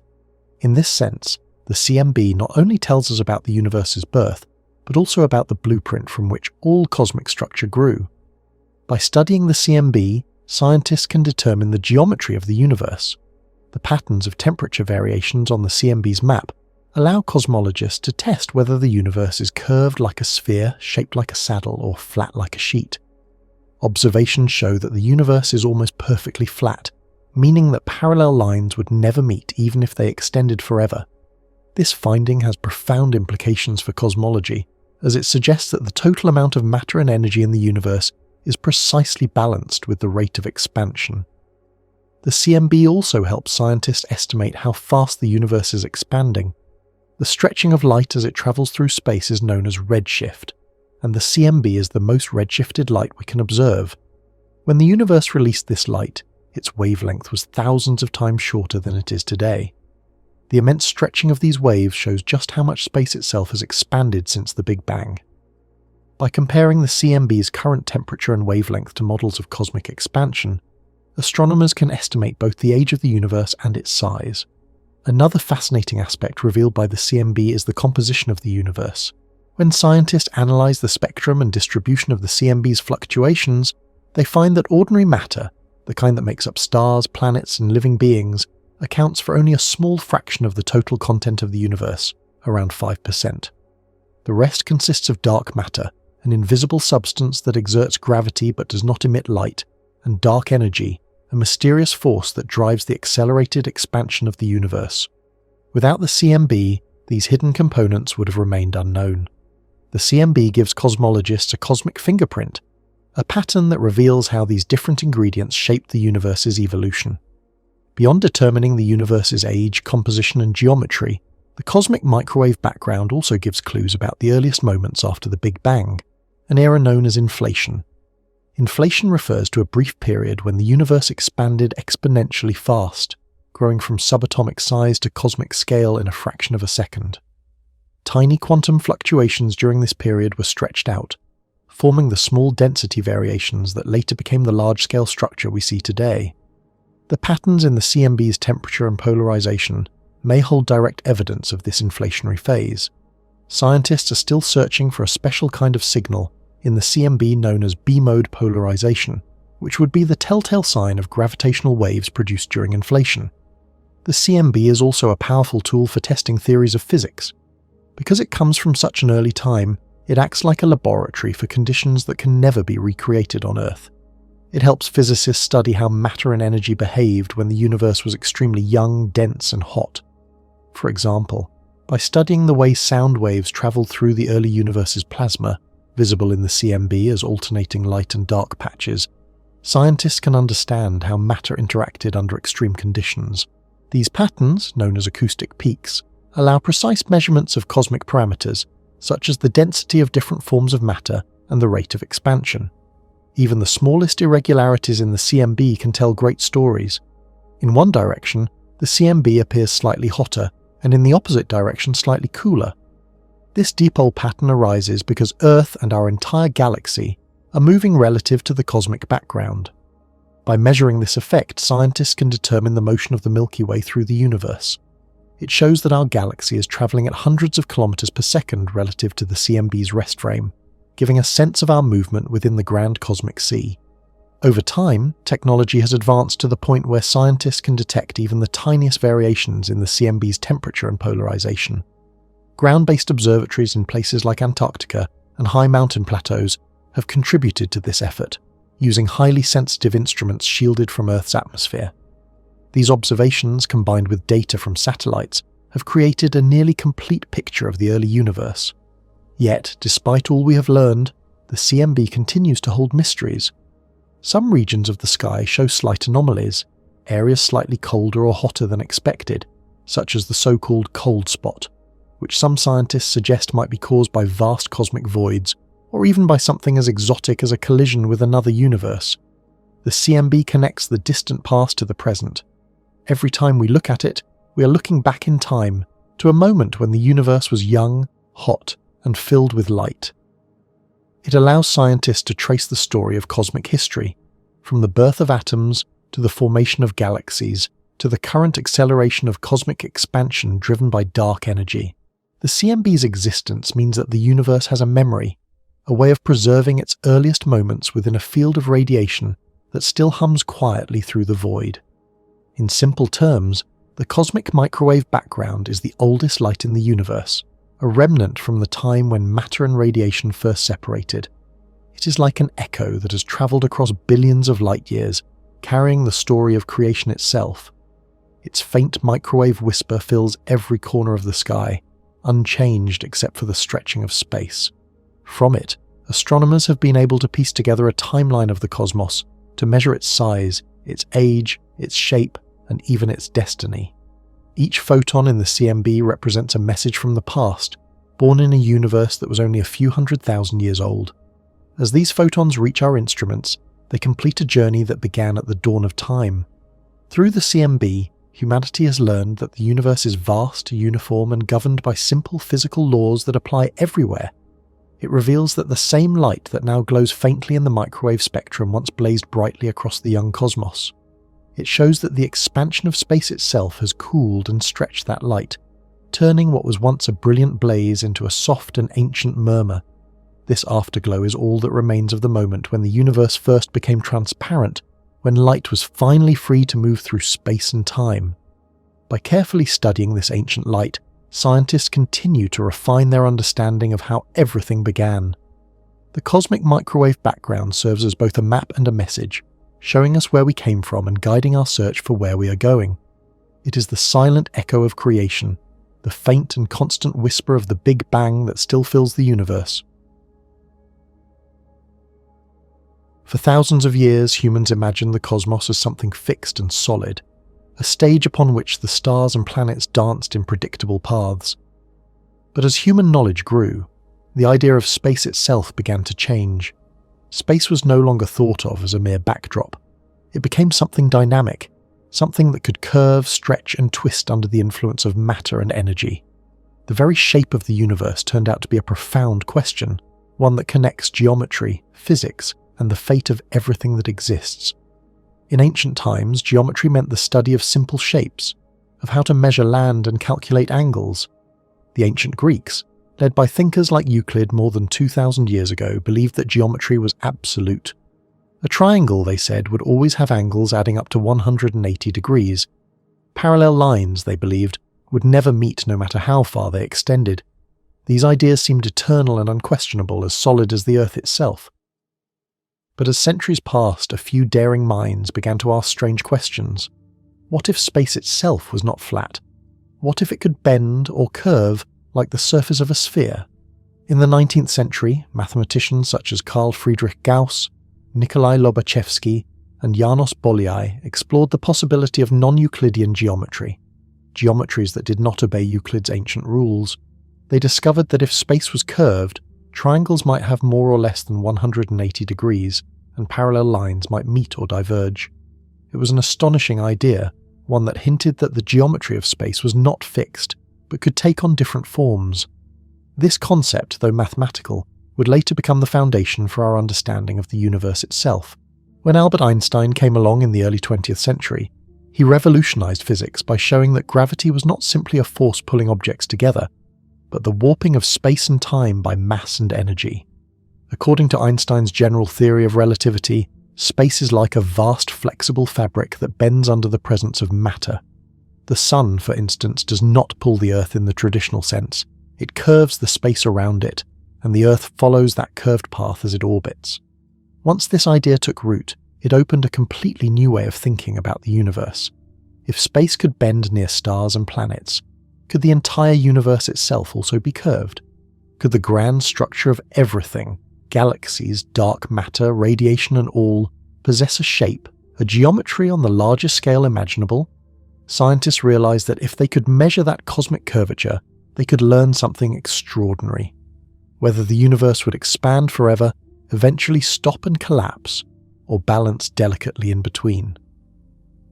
In Einstein's equations, the geometry of the universe is determined by its total energy content, the matter, radiation, and mysterious dark energy that fill it. Depending on how much energy the cosmos contains, space can take one of three basic shapes: open, closed, or flat. Each of these shapes describes a different way the universe bends. A closed universe is like the surface of a giant sphere, though not a sphere floating in space, but one where every direction eventually loops back on itself. If you travelled far enough in one direction in a closed universe, you might return to where you started, just as a person walking across the surface of the Earth would eventually come back to their starting point. In such a universe, space curves inward, and gravity's pull is strong enough to eventually halt cosmic expansion and cause everything to collapse in a big crunch. The closed universe is finite yet unbounded. There is no edge, but you could still go in circles forever. An open universe, by contrast, is like a saddle, a vast surface that curves outward. It has negative curvature, meaning that if you draw a triangle on it, the sum of its angles will be less than 180 degrees. In this kind of universe, space expands forever, growing colder and emptier with time. Galaxies drift apart endlessly, stars burn out, and the cosmos eventually becomes a dark, lonely place, filled with faint radiation and cold particles, a fate sometimes called the heat death. Between these two lies the flat universe, one that has zero curvature. In such a universe, space is neither curved inward nor outward. It extends straight in all directions like an infinite flat sheet. Triangles drawn in this kind of space have angles that add exactly to 180 degrees, and parallel lines never meet. A flat universe balances perfectly between eternal expansion and eventual collapse. Its geometry is Euclidean, the kind that the ancient Greeks once thought described all reality. The challenge, then, is to find out which of these shapes our universe actually has. This is not a simple task, because space curvature does not show itself easily. It cannot be seen with the naked eye or even through a telescope. It must be inferred from the behavior of light, the motion of galaxies, and the faint radiation that fills all of space. The most powerful tool for this purpose has turned out to be the cosmic microwave background, the ancient afterglow of the Big Bang. When the universe was about 380,000 years old, it was filled with a hot, dense fog of particles and light. As it expanded and cooled, atoms began to form, and light could finally travel freely. That light has been journeying through space ever since, stretched into microwaves by the expanding cosmos. Today, it appears as a faint background glow in every direction. By studying small variations in the temperature and brightness of this cosmic microwave background, scientists can map the structure of the early universe with incredible precision. One of the key things the cosmic microwave background reveals is how space bends light over vast distances. Imagine light travelling across a curved surface. If the universe is closed, light rays converge. If it is open, they diverge. If it is flat, they travel in straight lines. By measuring the apparent sizes of tiny hot and cold spots in the microwave background, scientists can determine how much the light has been distorted by cosmic curvature. In the late 20th and early 21st centuries, satellites such as the Cosmic Background Explorer, COBE, the Wilkinson Microwave Anisotropy Probe, WMAP, and later the Planck spacecraft, provided precise data on this ancient light. The results were astonishingly clear. Within the limits of measurement, the universe appears to be flat. The angles of the cosmic triangles add up to 180 degrees, just as they would on a flat sheet. The curvature, if it exists at all, is extremely small, so small that the universe's radius of curvature would be at least hundreds of times larger than the part we can see. This finding did not only answer a question about shape, it also gave deep insight into the contents of the universe. In Einstein's equations, the amount of curvature depends directly on how much total energy density the cosmos has. To make the universe flat, the energy density must be exactly equal to what is known as the critical density. If there is more matter and energy than this value, space curves inward. If there is less, it curves outward. The discovery that the universe is flat implies that its total energy density is extremely close to this critical value. However, this result raised another mystery. When astronomers calculated the amount of visible matter, stars, galaxies, gas and dust, they found that it only accounted for a small fraction of the required density. Even when they included dark matter, an invisible substance known to make up most of the mass in galaxies, the total was still not enough to reach the critical density. Something else was missing, something that filled the gaps. That missing component turned out to be dark energy, a mysterious form of energy that permeates all of space and pushes the universe to expand faster and faster. With dark energy included, the balance becomes almost perfect, producing a universe that is flat to a remarkable degree. The concept of a flat universe is elegant, but also puzzling.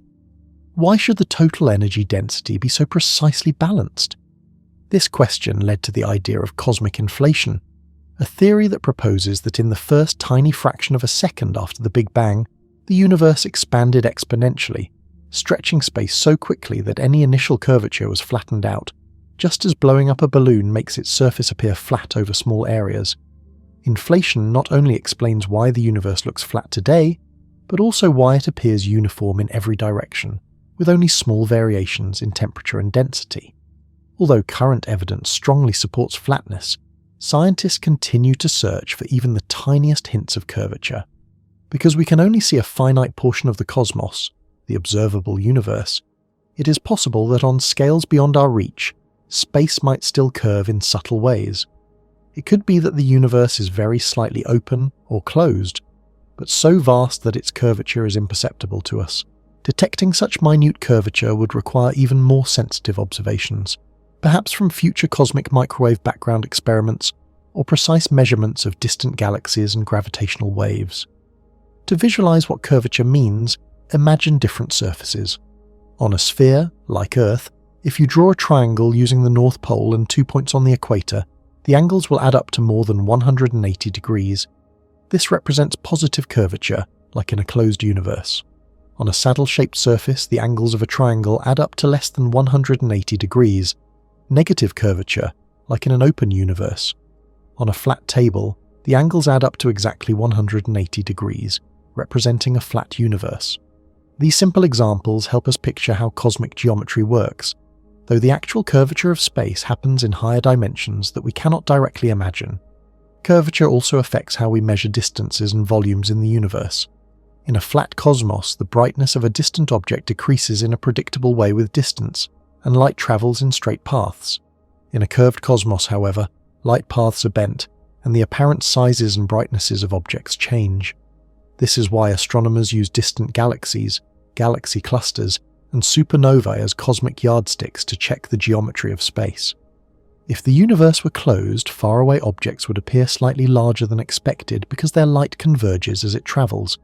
If it were open, they would appear smaller because their light spreads apart. Careful measurements of these effects over billions of light years have consistently pointed toward flatness. The geometry of space is not just an abstract idea, it also determines the destiny of the universe. In a closed universe, gravity would eventually overcome expansion, causing all matter to collapse into a fiery end. In an open universe, expansion would never stop, and the cosmos would fade into eternal darkness. In a flat universe, the expansion continues forever, but at a rate that slows down without ever fully stopping, unless dark energy accelerates it. Observations show that dark energy is indeed causing expansion to accelerate, suggesting that even a perfectly flat universe might end in a cold, empty state trillions of years from now. Even though the geometry of the universe seems to be known, the deeper meaning of this shape remains a mystery. What does it mean for space to be flat? Does it extend infinitely, or does it wrap around itself in a complex way that we have not yet perceived? Mathematicians have found that space can be topologically flat but still finite, just as a video game map can wrap around itself while appearing flat to the player. In such a universe, travelling in one direction long enough might eventually bring you back from the other side, even though space seems endless. Detecting such topological features would require observing patterns in the cosmic microwave background that repeat at different places in the sky, but so far none have been found. In many ways, studying the geometry of the cosmos is like trying to measure the shape of an invisible ocean while floating in its middle. We cannot step outside the universe to look at it from above. We can only use the faint signals that reach us through light and gravity. Yet with these limited tools, human beings have managed to glimpse the curvature of the infinite. They have taken Einstein's equations, ancient geometric ideas, and the light from the edge of time, and woven them into a story that connects the smallest particles to the largest scales imaginable. When astronomers speak of a flat universe, they're not referring to something dull or featureless. Rather, they mean that space, on average, follows Euclid's familiar rules, even though it is filled with the dynamic structures of galaxies, filaments, and voids. On smaller scales, gravity from stars and clusters warps space locally, creating the curved paths that we detect as gravitational lensing. But when we zoom out far enough, across billions of light years, these local curves even out, producing a universe that is, overall, astonishingly smooth and flat. The precision of this flatness is almost eerie. The latest measurements from the Planck satellite, which studied the cosmic microwave background with extraordinary detail, show that the curvature of the universe is within a few thousandths of zero. If the universe had been even slightly more curved at the beginning, its evolution would have diverged dramatically over billions of years. A tiny excess of matter would have made it collapse long ago, while a tiny deficit would have caused it to expand so rapidly that galaxies could never form. The fact that we exist in a universe so finely balanced suggests that some deep physical process, like inflation, set the stage in the earliest moments. Einstein himself once struggled with the idea of an evolving curved universe. When he first developed general relativity in the year 1915, he preferred a static cosmos, one that neither expanded nor contracted. To make his equations fit that vision, he added a term called the cosmological constant, a kind of energy that resisted gravity and kept the universe stable. Later, when Edwin Hubble discovered in the year 1929 that galaxies are moving away from each other, that the universe is expanding, Einstein realized that his cosmological constant was unnecessary and famously called it his greatest blunder. Ironically, the discovery of dark energy decades later revived this very idea, showing that some form of cosmic repulsion really does exist and plays a central role in shaping the universe's geometry. As astronomers look deeper into space, they are also looking further back in time, because light takes time to travel. By observing galaxies billions of light years away, they can see how the geometry of the universe has evolved. The large-scale structure of galaxies forms a kind of cosmic web, with filaments and clusters connected across unimaginable distances. The patterns of this web, along with gravitational lensing and supernova observations, all support the same conclusion. The universe is remarkably flat. Still, the geometry of space may not be uniform everywhere. Some theories suggest that in the wider multiverse, if it exists, different regions of space might have different curvatures and physical laws. Our observable universe might just be one flat patch within a much larger cosmic landscape that contains open or closed regions elsewhere. Such ideas remain speculative, but they arise naturally from the mathematics of inflation and quantum cosmology. In exploring the geometry of space, scientists are also probing the nature of reality itself. The notion that space can bend or stretch challenges our everyday intuition. To us, space feels empty, like a void. But in physics, space is an active participant, a fabric that interacts with energy, matter, and time.